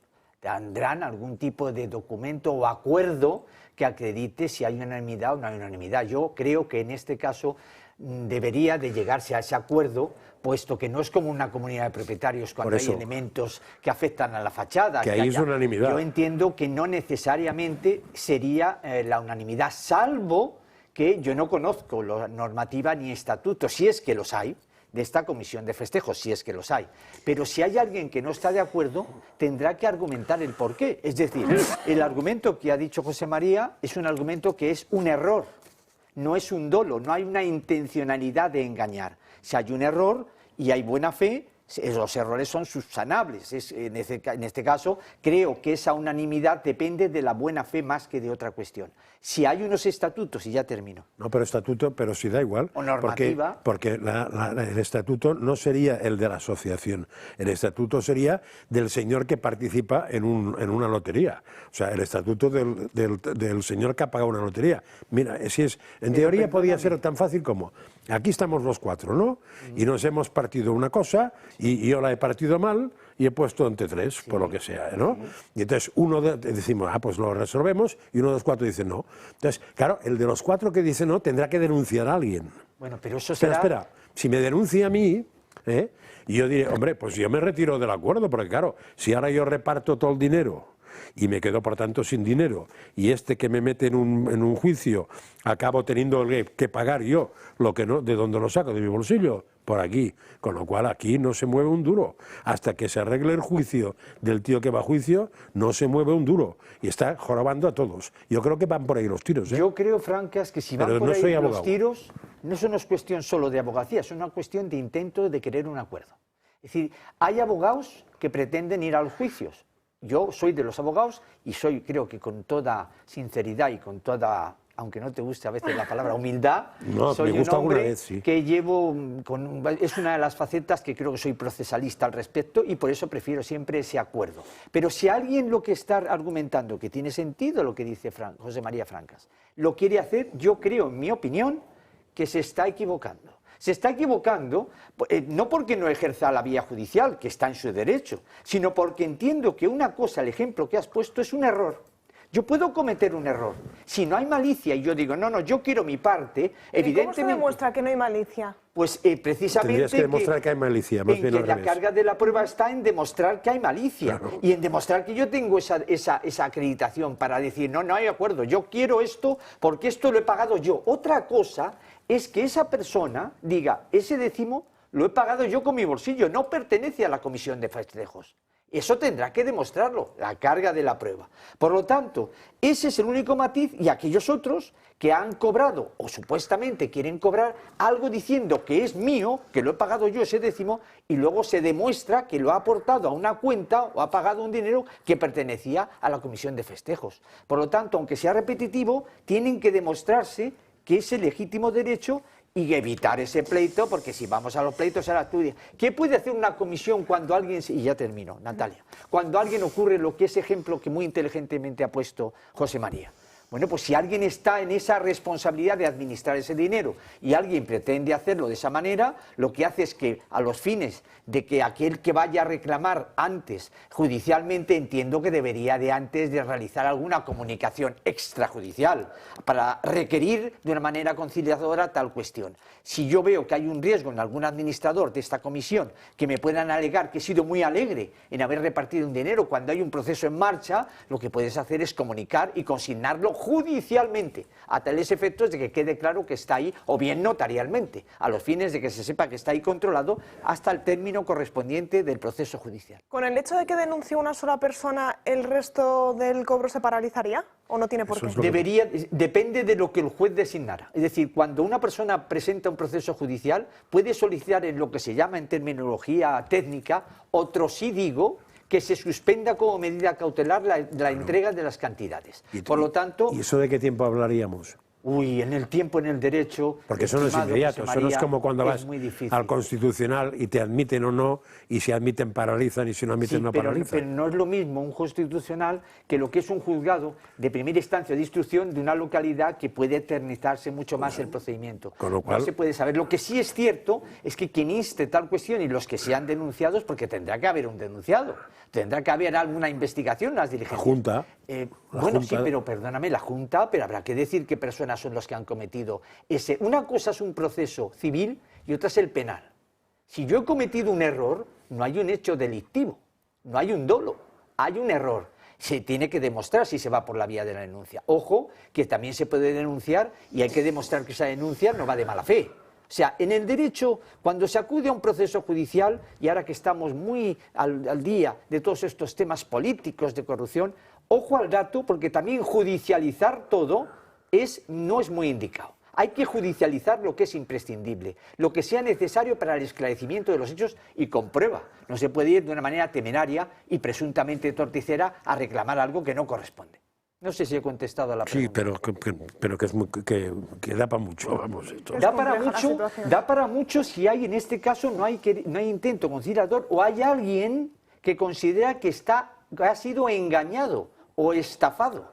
En consecuencia, esa cuestión es lo que podría actuar. A ver, es que objetivamente estafado han sido, entre comillas, porque si yo he comprado una cosa y que me pone que es un décimo, por poner un caso que me invento, y pone que es un décimo y no era un décimo, sino que era un vendésimo, pues me han tomado el pelo. No exactamente. Con lo cual a mí me han estafado. Depende, si hay un error, no hay una estafa.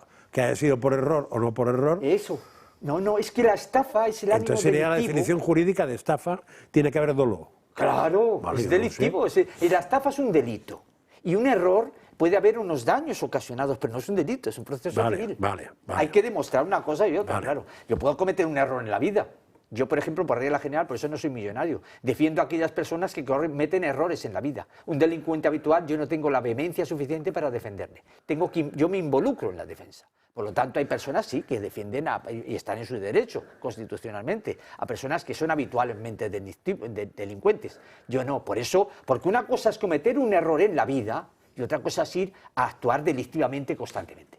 Escuchamos a Alejandra, que nos va a dar otra visión de esta polémica. No, visión nada, y a lo mejor es muy infantil, pero bueno, me llama la atención la fragilidad de la comunidad.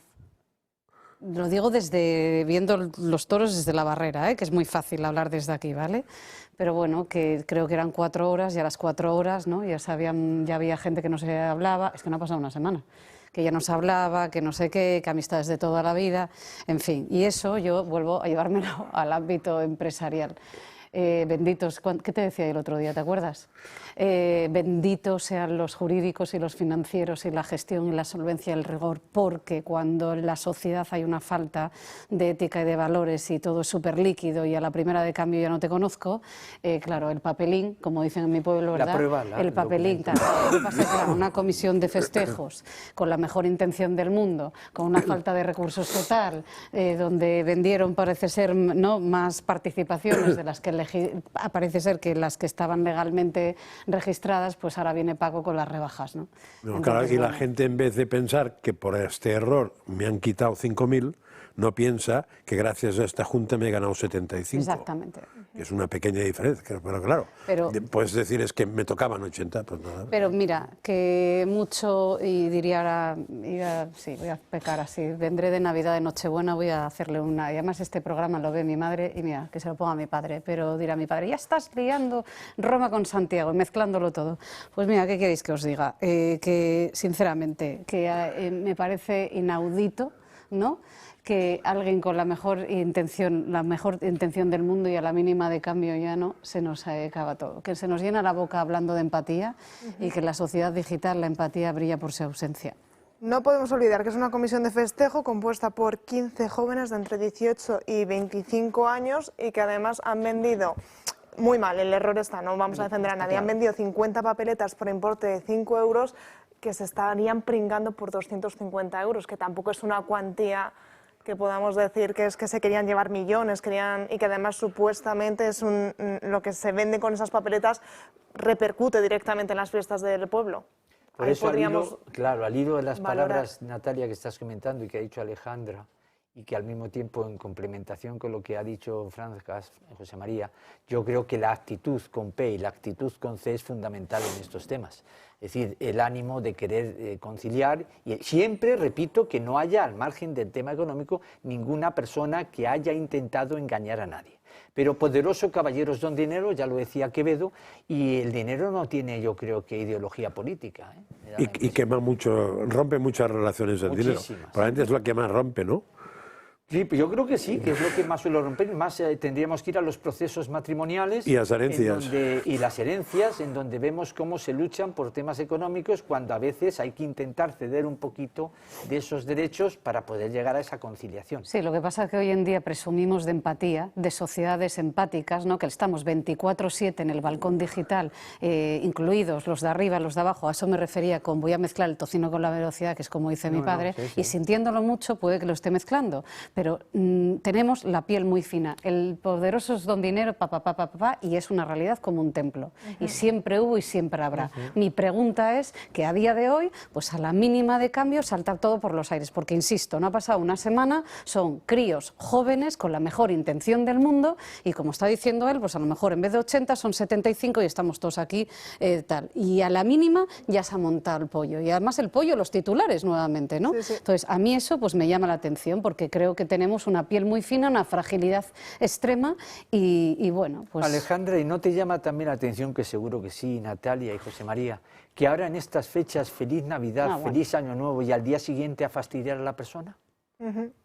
Y ahí todo es buen rollismo, por y decirlo cuando así, hasta pasa, el 7 de enero. eso es. El 7 de enero ya volvemos a ser ¿qué tal malos. los Reyes? Y a partir de ahí ya somos otros. Y yo siempre digo, ¿por qué no elija la Navidad eterna en la vida de las personas o intentarlo?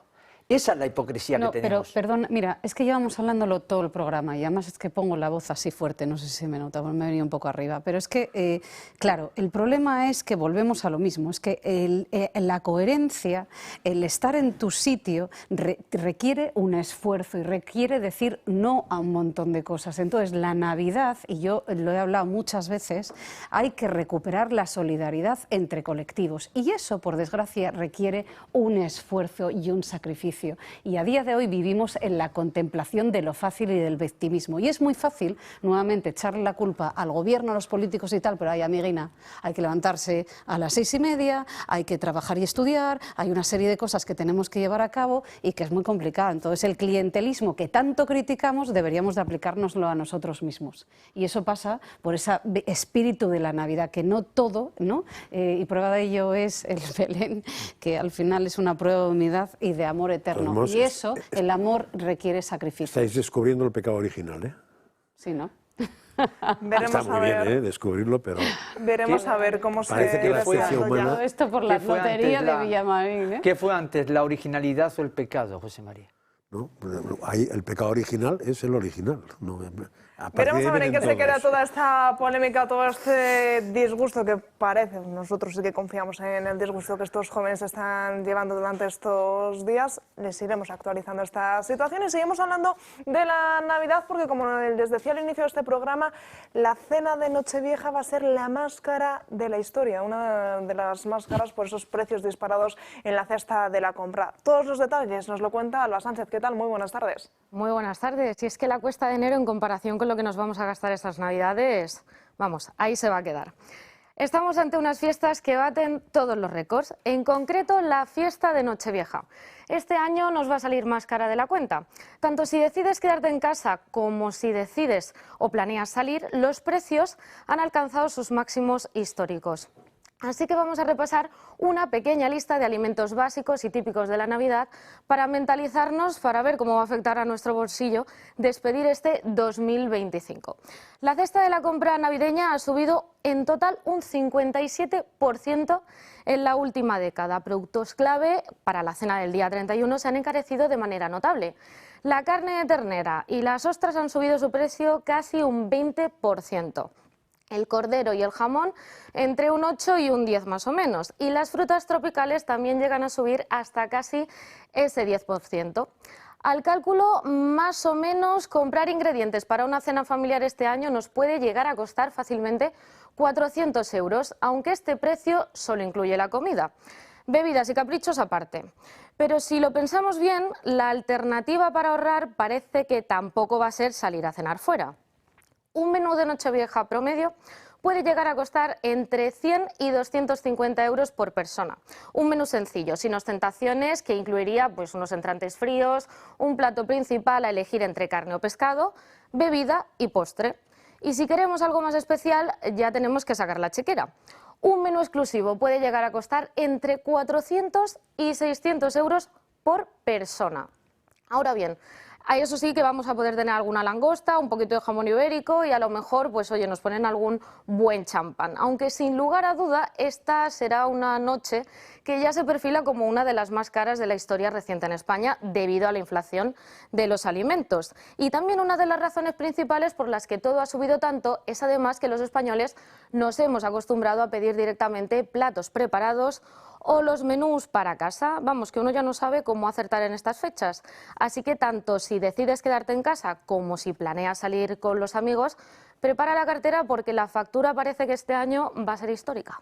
Muchas gracias, Alba. Hablábamos antes de que el salario medio cada vez se empareja más con ese salario, el SMI. También hablábamos de que la tasa de paro entre las personas de 50 a 55 años está aumentando de manera desproporcional y también nos tenemos que enfrentar a esta situación, a la de que la cesta de la compra cada vez está más cara. No sé si es el salario medio o el salario modal. Me parece que es más el salario modal, el que está clavado con el salario mínimo. Pero bueno, para el caso, lo que está claro es que el salario mínimo ha subido y está arrastrando los salarios, se están pegando en esa nube del entorno del salario medio, que no es para tirar cohetes, perdón, del salario básico, que no es para tirar precisamente cohetes, porque vuelvo a decir lo de antes, o sea, 1.300 euros que deben ser el salario mínimo, 1.300 y pico por 14, más o menos, van por ahí los tiros. Eso hace unos años era un salario que no era nada despreciable. Claro, puedes hacer dos comparaciones, que es cuando te horrorizas. Una, con lo que cobran de Pirineos para arriba. Entonces te quedas de piedra, porque están multiplicando en algunos países por 2, y por 3, y por 4, eso. Y dos, en lo que cuestan las cosas en los países que multiplican por 2, por 3 y por 4, y lo que cuestan aquí. Y ves que la diferencia es muy sutil. Y no te digo nada, si quieres buscar un piso, un coche, todo eso, ves que en España pagamos impuestos como Alemania, por decirlo de alguna manera, quien dice Alemania podría decir Francia, tenemos las cosas caras como allí y el sueldo es un tercio. Pues hombre, vamos bien. Sí, lo que pasa que, fíjate, el coste empresarial es 3.111 euros por trabajador. Es decir, el coste es el máximo. Sí, sí, sí, 3.000 y pico. Tú imagínate, 3.000 y pico, O sea, para una pyme, cuando España adolece de pymes, es decir, quiero decirte, tremendo. Diciendo esto, para mí es que no seré yo quien esté en contra de el disfrute y la diversidad y de cogerte y llamar a un restaurante y de todas las facilidades habidas y por haber. Ahora, yo es que creo que perdimos el norte desde hace mucho tiempo. Ya está. Y lo importante, ¿no?, es reunirse, es esa celebración. Yo escuchaba estas Navidades, bueno, pero es que claro, es que siempre les cae a los mismos y siempre son además ellas y no sé qué, no sé cuándo. Vamos a ver, ¿esto de qué va? Esto no iba de sentarse a una mesa, de compartir un tiempo, de cantar un villancico, de jugar una partida de, no sé, de parchís o de lo que tocase. Y no tengo ni idea si es un huevo, patatas, fritas o lo que toque, pero incluso entre generaciones, que se compartía, que había una... porque no, y toda esa parte es que se ha desgranado. Entonces, bueno, yo esa pérdida de comunidad, pues no seré yo quien la celebre. Y a lo mejor llamarme antigua, chapada, no sé cómo llamarme a mí misma, pero es que creo que todo eso no nos lleva a ningún sitio. Claro, no sé pero si lo que valoras de la Navidad es que tengas una langosta en la mesa, es una cosa. Si lo que valoras de la Navidad es que tengas a tus padres al lado o a tus hijos al lado, es otra cosa. Es que lo segundo tiene su coste, porque según de dónde vengan, cuesta. Pero lo otro tiene un coste, para mí, absurdo y absolutamente prescindible, porque no me hace falta tener una langosta en la mesa. Se pueden hacer maravillas con cosas muy básicas. Cada vez más gente, pero no la mayoría aún, decide cenar unos huevos fritos con unas patatas, que ojo con el precio de los huevos, pero que no está tan disparado. Sí, claro, como el del marisco. Por muy caros, están a 4 euros la docena. 4 euros la docena, si divides por 12, pues no te da, no es para tirar. Pues cada vez más gente está apostando por ese menú, porque lo que decíamos, lo realmente importante de la Navidad, de estas celebraciones, es juntarte con la familia, es poder celebrar y compartir esos momentos. Y lo afortunados que somos de poder disfrutar en familia, que mañana, además ya lo sabéis, que el tiempo pasa extremadamente rápido, a partir especialmente, por cierto, que cumplo 50 el 26, creo que esto ya va, bumba, como una moto, ¿no? Y fijaos, ¿no?, y voy a ser muy demagoga, pero mira a una familia que se ha ido y que, por desgracia, no van a volver. Gente trabajadora de Valencia y que ya hay una niña que ha aparecido hoy, bendito sea Dios, ¿no? Y todo mi pésame a esa familia. Es que no sabemos lo que tenemos, entonces, qué importante. Y evidentemente, vamos a ver, ¿a quién le amarga tener una langosta encima de la mesa? A mí, desde luego, no me amarga, ¿sabes? Pero no es el sentido de la Navidad, y creo que la Navidad la tenemos que recuperar en ese aspecto y ponerlo encima de la mesa y reivindicarlo de forma sana y saludable. Me parece una pérdida total en ese sentido. Yo creo que no eres nada antigua, Alejandra. Yo comparto mucho lo que has dicho. Lo que pasa es que hay que tener en cuenta... Bueno, yo tengo que decir que a mí, yo no soy marisquero. Es decir, yo tener una langosta encima de la mesa no, en absoluto me da ningún tipo de ilusión ni de tenerlo. A mí, por regla general, yo las noches de Nochevieja y otras más, lo que suelo tomar es un plato muy típico italiano, que son lentejas, son las que suelo tomar, y están riquísimas, las más sencillas, con zanahoria y con judía verde. Es una de las cuestiones que a mí lo suelo hacer, primero porque me gusta y segundo porque dicen que es una es algo que puede dar buena suerte para el año siguiente, ¿no? Entonces, eso dicen, ¿no? Yo, lentejas todo el mundo ya.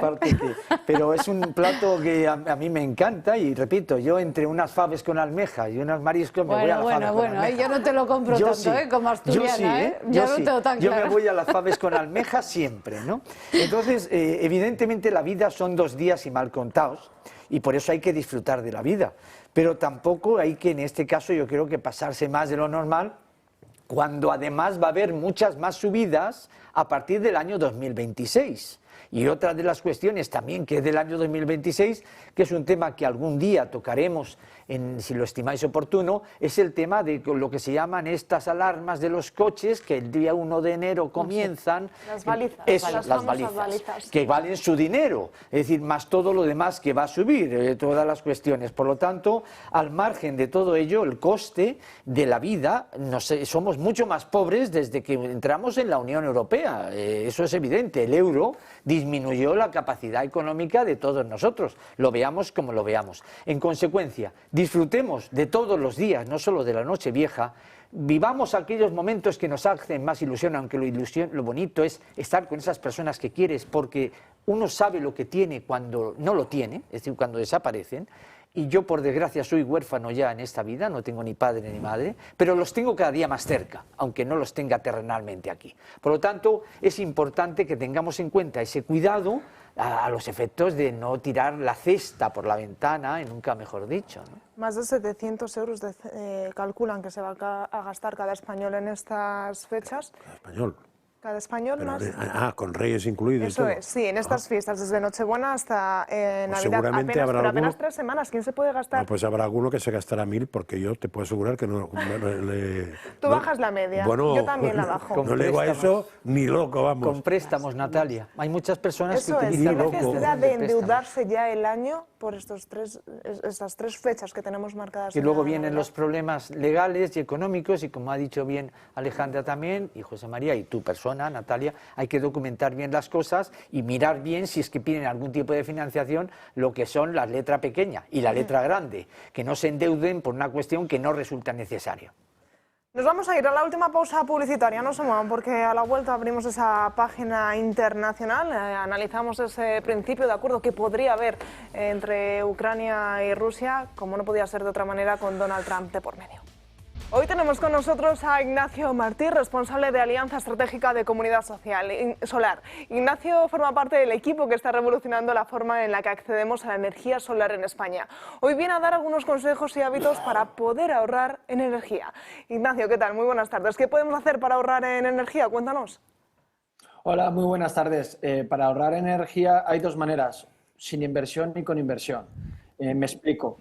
Sin inversión son consejos rápidos como, oye, intentar que la luz de nuestros domicilios sean con bombillas LED, que consumen menos, también utilizar electrodomésticos que tengan una baja carga de energía y hay otros trucos, ¿no? Como, oye, bajar las persianas para cuando venga la noche para calefacción.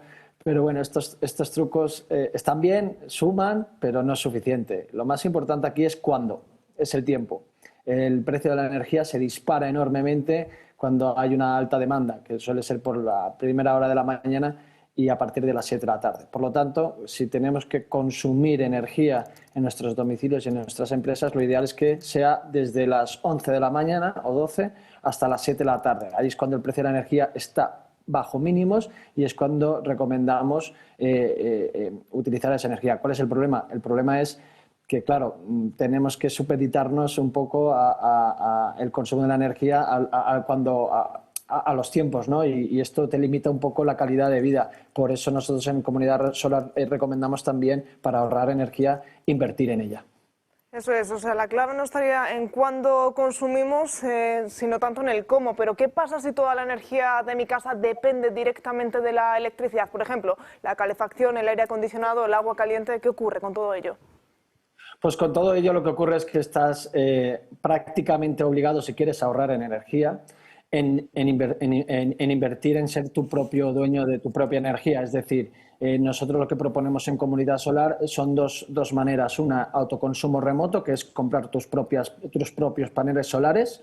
y a partir de ahí la energía que producen tus placas va directamente a tu casa con una inversión más o menos media, pues 4 o 5 paneles solares que pueden ser unos 5.000 euros, lo amortizas en unos 10 años y la vida útil de esos paneles son 40 años, por lo tanto te estás ahorrando en esos 40 años, en los próximos 40 años, alrededor de 13.000 euros con la compra de estas placas. La otra manera también es la compra de baterías. Las baterías domésticas lo que hacen justamente de forma automática es coger toda la energía, almacenarla durante las horas más baratas y las horas más caras, en vez de tirar de la red, que el precio es muy caro, descargas esa energía almacenada en las baterías para el consumo de tu casa.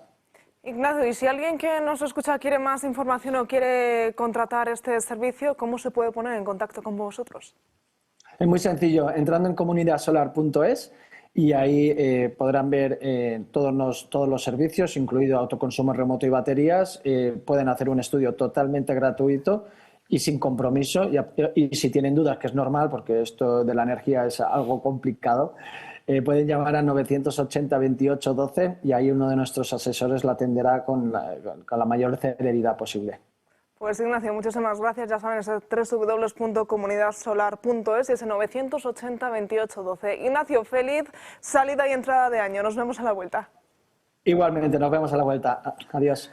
Hablamos ahora de Miguel Ángel Gallardo. Ya saben, el pasado lunes dimitió como secretario general del Partido Socialista en Extremadura. Pues bien, ahora podría estar negociando ser senador para así, para que el Supremo sea quien le juzgue. Fue una de las peticiones que puso sobre la mesa el lunes pasado ante la dimisión como líder, como decíamos, del Partido Socialista. Él mismo, según fuentes, habría trasladado en el marco de las negociaciones con el Partido Socialista para ejecutar su salida su deseo de ocupar el escaño que dejó vacío Fernández Vara en la Cámara Alta, una posibilidad que existe ya, que ya saben, tras esa dimisión no ha entregado su acta de diputado y al ser diputado sí que puede optar a ser senador. De esta manera, ya saben, ese juicio fijado para la próxima primavera sería conducido directamente por el Tribunal Supremo, una decisión que no nos sorprende. No tiene, a ver, diríamos, si hace eso será el Supremo, pues no. No tiene por qué ir al Supremo, porque pueden ocurrir dos cosas. Una, que por mucho que sea senador, el Supremo o quien sea decida que no cambie de jurisdicción, puesto que el juicio ya estaba fijado antes. Tendría que ser el Supremo, creo. Y parece ser que tiene sentencias contradictorias con respecto a eso. O al menos que dan opción a las dos, según como lo juzgue. Pero hay otra más interesante todavía. Si no tengo mala información, que es posible, porque a esta edad ya es muy final de año y todo eso, el Parlamento extremeño tiene 2 senadores. Y la votación de senadores tuviera 2 o 17, que creo que tiene 2, pero tuviera 2 o 17, se suele hacer con mismo que la mesa por unanimidad, porque se trata de negociar los distintos grupos cuántos van de cada grupo. Y entonces la única manera de que salgan es que todos voten todo, de manera que voten al presidente de la mesa todos, porque si no el presidente puede no ser presidente. ¿Me explico? O sea, hay que poner de acuerdo los grupos cuando son plazas tan tasadas para que salga lo que tiene que salir. Entonces, en principio, con 2 senadores, lo normal es que el PP los acumule los 2. Lo normal. Y lo que históricamente ha pasado porque lo ha hecho el PSOE más de una vez. Pero vamos a suponer que no, que el PP es tan tonto que dice: PSOE, te quiero tanto, eres tan bueno, Pedro Sánchez, conmigo, que me respetas, me amas, me tal, que te voy a regalar un senador. Entonces el PP votará un senador que esté metido en temas judiciales, o sea, no solamente imputado, sino ya con fecha de juicio para que sea senador. Hombre, pues puede hacerlo. Claro, también te puede poner una de las sobrinas de Ábalos en Génova, como si fuera una Inmaculada Concepción, donde está el PP a las 2, el bichito, ¿no? Pero me parece que, en fin, lo normal sería que le dijeran que se busque otro, porque si solo lo vota el PSOE, no sale de senador. ¿Me he explicado o no me he explicado? ¿Te has explicado? Bueno, me he liado, creo, pero... Víctor Manuel. Bueno, yo creo que además habría que tener en cuenta el suplicatorio, tendría que pedirse un suplicatorio y que se lo concedieran previamente al respecto para que pudiera ir al Tribunal Supremo. Eso en primer lugar. En segundo lugar, si no me falla la memoria, el artículo 71 de nuestra Carta Magna de la Constitución Española habla de que los procesos judiciales, dicho en un lenguaje coloquial, sea a través del Tribunal Supremo de aquellos parlamentarios, pero el matiz que yo creo que hay que tener en cuenta es de aquellos parlamentarios que en función de sus actividades estén desempeñando o lleven esos intentos de ir a ese Tribunal Supremo. Es decir, que desde el punto de vista técnicamente o jurídicamente hablando, entendemos que además el artículo de la Constitución Española establece que es porque sea causa de su cargo el ir a ese enjuiciamiento. Yo creo, con el debido respeto y en términos de una opinión orientativa y no limitativa, que si esto ocurre al margen de que yo estoy en desacuerdo de que a los políticos tengan que ir al Tribunal Supremo para que en este caso hay un suplicatorio previamente, salvo en aquellas cuestiones estrictamente que afecten de su función, es decir, no de cuestiones ajenas a ella, o que se hayan utilizado torticeramente su cargo para aprovecharse de esa situación, yo en este caso creo que puede existir. Si es tal como se está diciendo presuntamente de que está condicionando el no haber retirado su acta de diputado para que pueda ser enjuiciado por el Tribunal Supremo, yo entiendo que al margen de que haya sido antes o después los procesos, yo creo que este suplicatorio, si se admitiere, podríamos entrar dentro de un presunto fraude procesal. Es que hay una sentencia del Supremo que vino a decir que cuando tú tienes juicio fijado ya no adquieres ningún aforamiento. Eso hay una sentencia que dice eso. Pero hay otra que dice, da la opción, no es que diga lo contrario, porque sería absurdo, pero que da una opción indirecta para que, según no sé exactamente qué, y la gente que sabe, que no es mi caso, te explica en qué caso se ha dado una y la otra. Pero y son antes distintos. Hay que ir a ese suplicatorio y también hay que No, suplicatorio es para que te juzgue. O sea, una vez eres senador, si te quiere juzgar el Supremo, tiene que ir al suplicatorio. Previamente. Pero es que aquí, en teoría, si sea senador o medio pensionista, el día X de febrero o de marzo, te está esperando un juez en la audiencia provincial de Badajoz. Lo que pasa es que ahí se puede solicitar, otra cosa es que se tendrá que hacerlo alguien, la porque suspensión si no, de ese procedimiento hasta que se resuelva tal cuestión. Claro. Eso sí que puede haber. También es verdad que esos procedimientos de suspensión estarían en su legítimo derecho, porque si no, luego más tarde o más temprano se volvería a utilizar el recurso de amparo si hay una condena para el Tribunal Constitucional. Es decir, lo que no está permitido en el derecho son las dilaciones indebidas y son la utilización del derecho de una manera fraudulenta. Pero por otro lado tampoco puedes impedir a una persona que ejercite un derecho que está establecido en la ley. Porque todo eso, además, Víctor, todo eso, ¿qué interés tiene? O sea, ¿a alguien le importa lo que le pasa a este pájaro?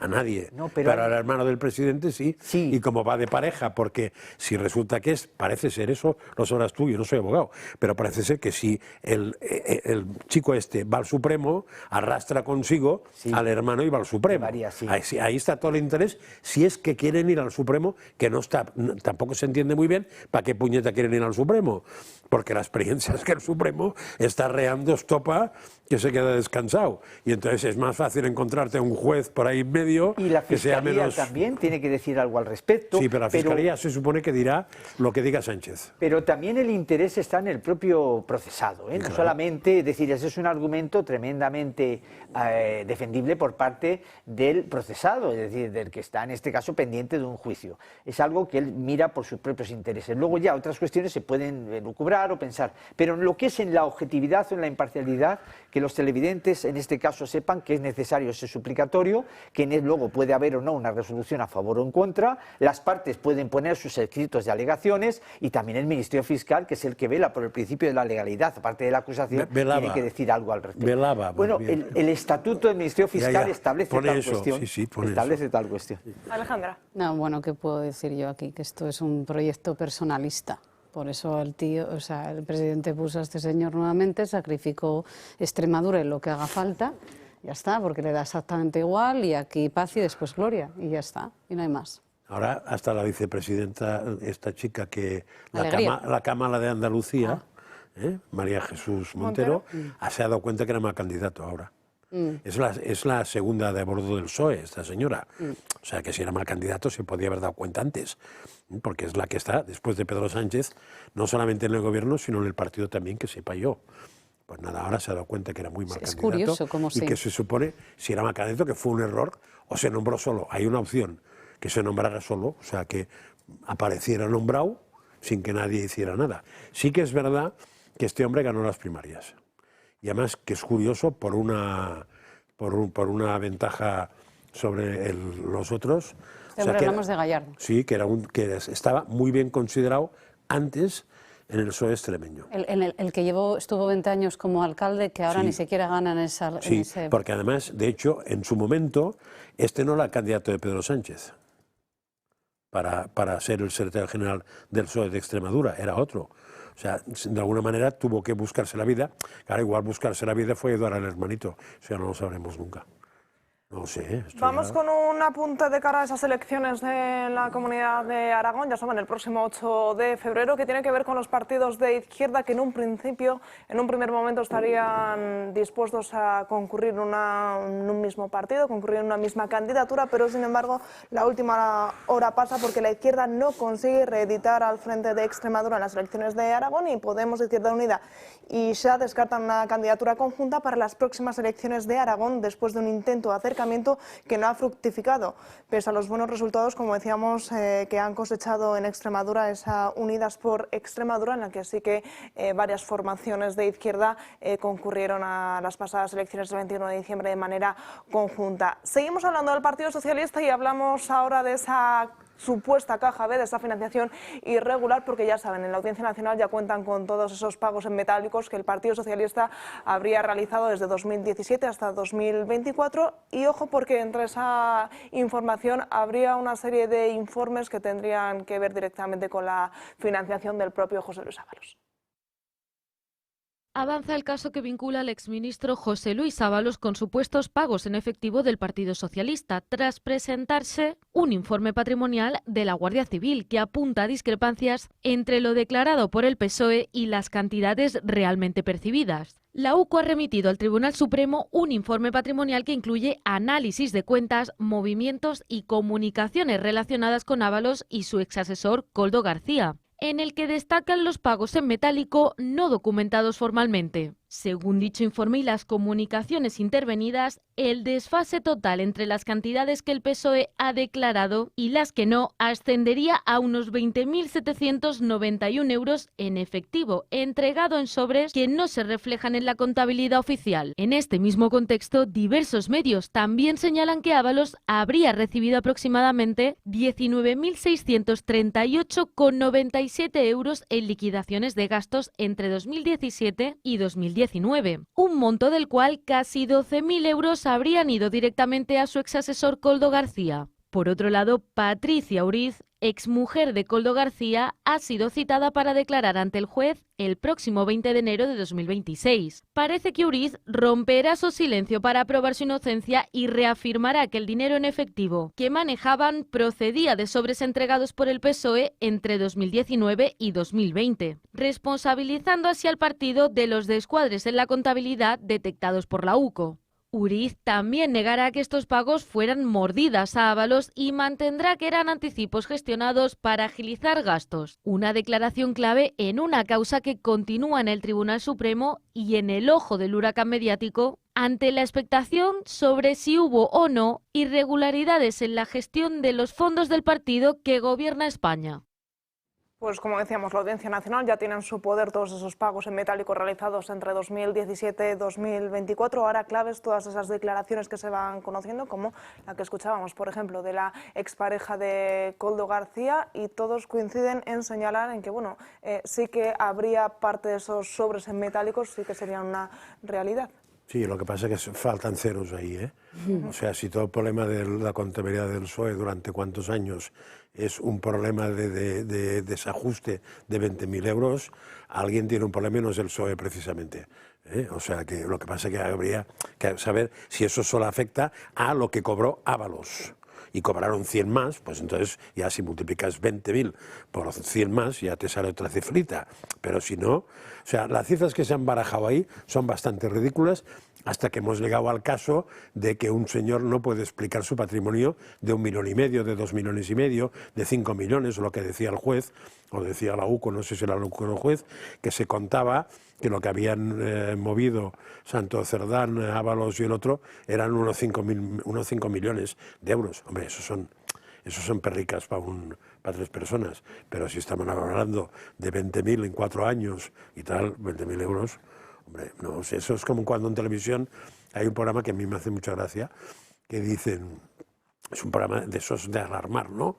Pepito tal, que tiene un casoplón, que tiene 150 metros cuadrados y le ha costado exactamente unos 300.000 euros.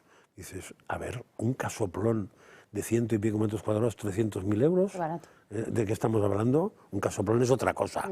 Eso será una casa, no sé, no, que no es un casoplón eso, pero para exagerar ponen una voz, como si esto y un cochazo espectacular, y resulta que es un coche, nada, de 25.000 euros. Alejandra. Muy rápidamente, porque le cedo la palabra, pero lo que está claro es que refuerza el discurso de que los estándares políticos van por una vía completamente diferente. Yo no sé si esto es caja B, pero desde luego hay una ley que es la B y él es el jurídico que nos lo cuente. Pero vamos, yo como ciudadana a pie, qué diferente funciona todo esto de lo que es el sector privado. O sea, tú mueves un euro. Ya te digo yo, de hecho, nada más salir de aquí tengo conversación, tú me decías, ¿qué naturalidad? Ahí vamos, naturalidad al poder, con la abogada, o sea, es que aquí tiene que cuadrar todo al máximo nivel. Estamos todos locos ahora con los cierres empresariales del 2025. O sea, que yo es que me quedo alucinada, porque ya no solamente es una cuestión de la caja B, es también el tiempo que tienes que tener, los recursos que tienes que tener, ahora saca todo todo el papeleo, documentación, tiempo, dinero, recursos, gente. Yo de verdad, o sea, la política va y los ciudadanos y las empresas vamos por un mundo completamente diferente. Yo me he quedado a cuadros cuando los escucho. Las palabras de Alejandro resumen, yo creo que te sientes indefensa ante determinada situación. Bien, yo diré brevemente, porque como sabéis siempre me gusta hablar con un mínimo de conocimiento de lo que se está hablando. Yo creo que aquí hay que diferenciar dos cosas, lo que es una presunta irregularidad de financiación del Partido Socialista, y otra cosa es los procesos que pueda haber de corrupción de estos señores que están ahora en prisión. Por lo tanto, por eso precisamente el magistrado de la Audiencia Nacional, con un buen criterio legal, ha abierto una pieza separada ante la voluminosidad de lo que es el tema correspondiente de la financiación del Partido Socialista. Son temas distintos y ahí es donde se va a tener que investigar todo eso que, además del dinero que pueda ser más o pueda ser menos, también hay que acreditar de dónde viene y de dónde sale y quién lo ha recibido, si hay documentos, si es para gastos, todo eso hay que acreditarlo, porque si yo no estoy equivocado de la información que he visto en los medios de comunicación tiempo atrás, una de las causas por las que se remitió a la Audiencia Nacional la investigación de estas cuentas correspondientes era por la declaración que se realizó ante el magistrado del Tribunal Supremo, que le sorprendió que en este caso, bueno, pues el dinero en efectivo viniera a través de una empresa cuando se podía hacer perfectamente a través de transferencias, y eso es algo que no tiene uno por qué realizarlo de una manera tan sorprendente, ¿no? Y eso conllevó el hecho de que se investigue esta situación. Por lo tanto, una cosa es la pieza separada de esa financiación que está investigándose del Partido Socialista y otra cosa son lo que se llaman coloquialmente las mordidas para ver si han existido la cuantía y el porqué. Sí, a lo que dices tú se añadió el hecho de que no se justificaba, que el gerente dijo que cuando venía el jefe y el jefe decía son 3.000 que me he gastado de no sé qué, y dice pues nada, pues muy bien, y si resulta que la misma noche comían 3 sitios a la vez o cenaban 3 sitios a la vez, pasaba nada porque era el jefe, y el jefe se refiere no al superjefe sino a Ábalos y compañía. De todos modos, aquí tenemos la suerte de contar, creo que pronto volveré otra vez, con un interventor, ¿no? Y ha contado alguna vez que eso que dices tú es totalmente verdad. O sea, puede haber un problema de corrupción de 3 personas que hayan sacado dinero del PSOE tomándole el pelo al PSOE sin que el PSOE haya hecho nada mal. Eso está claro.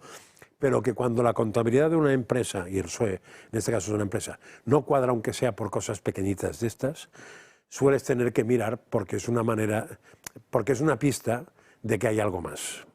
Cuando hay descuadres que parecen tontos afectando a personas. Además, es lo que dice él de la experiencia, que los interventores buscan errores de estos porque eso les da pistas a que hay que dedicar un buen rato porque algo saldrá. A mí simplemente me llama mucho la atención que cuando hablamos de la Unión Europea como el entorno más regulatorio del mundo, ¿no? Y que nuestros agricultores no saben si plantar la lechuga o ponerse con la factura digital, y ya está. Y con esto, Satira, me callo. Muy brevemente, yo creo, si no me falla la memoria, rápidamente, gracias Natalia, si no me falla la memoria, que hubo una persona que declaró ante la autoridad judicial que llevó, creo que 90 y pico mil euros en efectivo a la sede del Partido Socialista. En una bolsa. Pano. Abrimos página internacional para hablar de esa reunión que han mantenido Donald Trump y Vladimir Zelensky en Florida durante cerca de 2 horas, en la que líderes de otros países también han intervenido de manera telemática. Una reunión en la que habrían acordado dar esos primeros pasos para llegar a la paz entre Rusia y Ucrania. El presidente estadounidense Donald Trump recibió al líder ucraniano Zelensky en el inmueble patrimonial Mar-a-Lago, en Florida, donde ambos mantuvieron una conversación de más de 3 horas en la que ambos líderes llegaron a un casi acuerdo en lo que respecta a la guerra entre Ucrania y Rusia. Un plan de paz de 20 puntos es uno de los aspectos más relevantes que se trataron en dicha reunión. Este plan estaría elaborado por la administración Trump y estaría acordado en torno al 90%. El futuro del Donbass es otro de los puntos que genera mayor conflicto, ya que es uno de los principales motivos de la guerra. En este sentido, la propuesta estadounidense consiste en la creación de una zona económica especial o de libre comercio en partes del Donbass, lo que implicaría una retirada ucraniana de algunas áreas a cambio de un acuerdo económico y de seguridad más amplio, negociado con Rusia y supervisado por Washington. La propuesta del Donbass es la parte troncal de las opciones que Trump baraja, a la que se suma una solución práctica que combine concesiones territoriales parciales, estímulos económicos y un nuevo esquema de seguridad. Donald Trump ha salido satisfecho de la reunión y la ha calificado de excelente, adelantando que el contexto actual apunta a una cercanía al final del conflicto, mientras Rusia mantiene sus ataques contra ciudades ucranianas. Rusia quiere que Ucrania triunfe. Suena un poco extraño, pero el presidente Putin fue muy generoso en su deseo de que Ucrania prospere, incluyendo suministro de energía, electricidad y otros productos a precios muy bajos.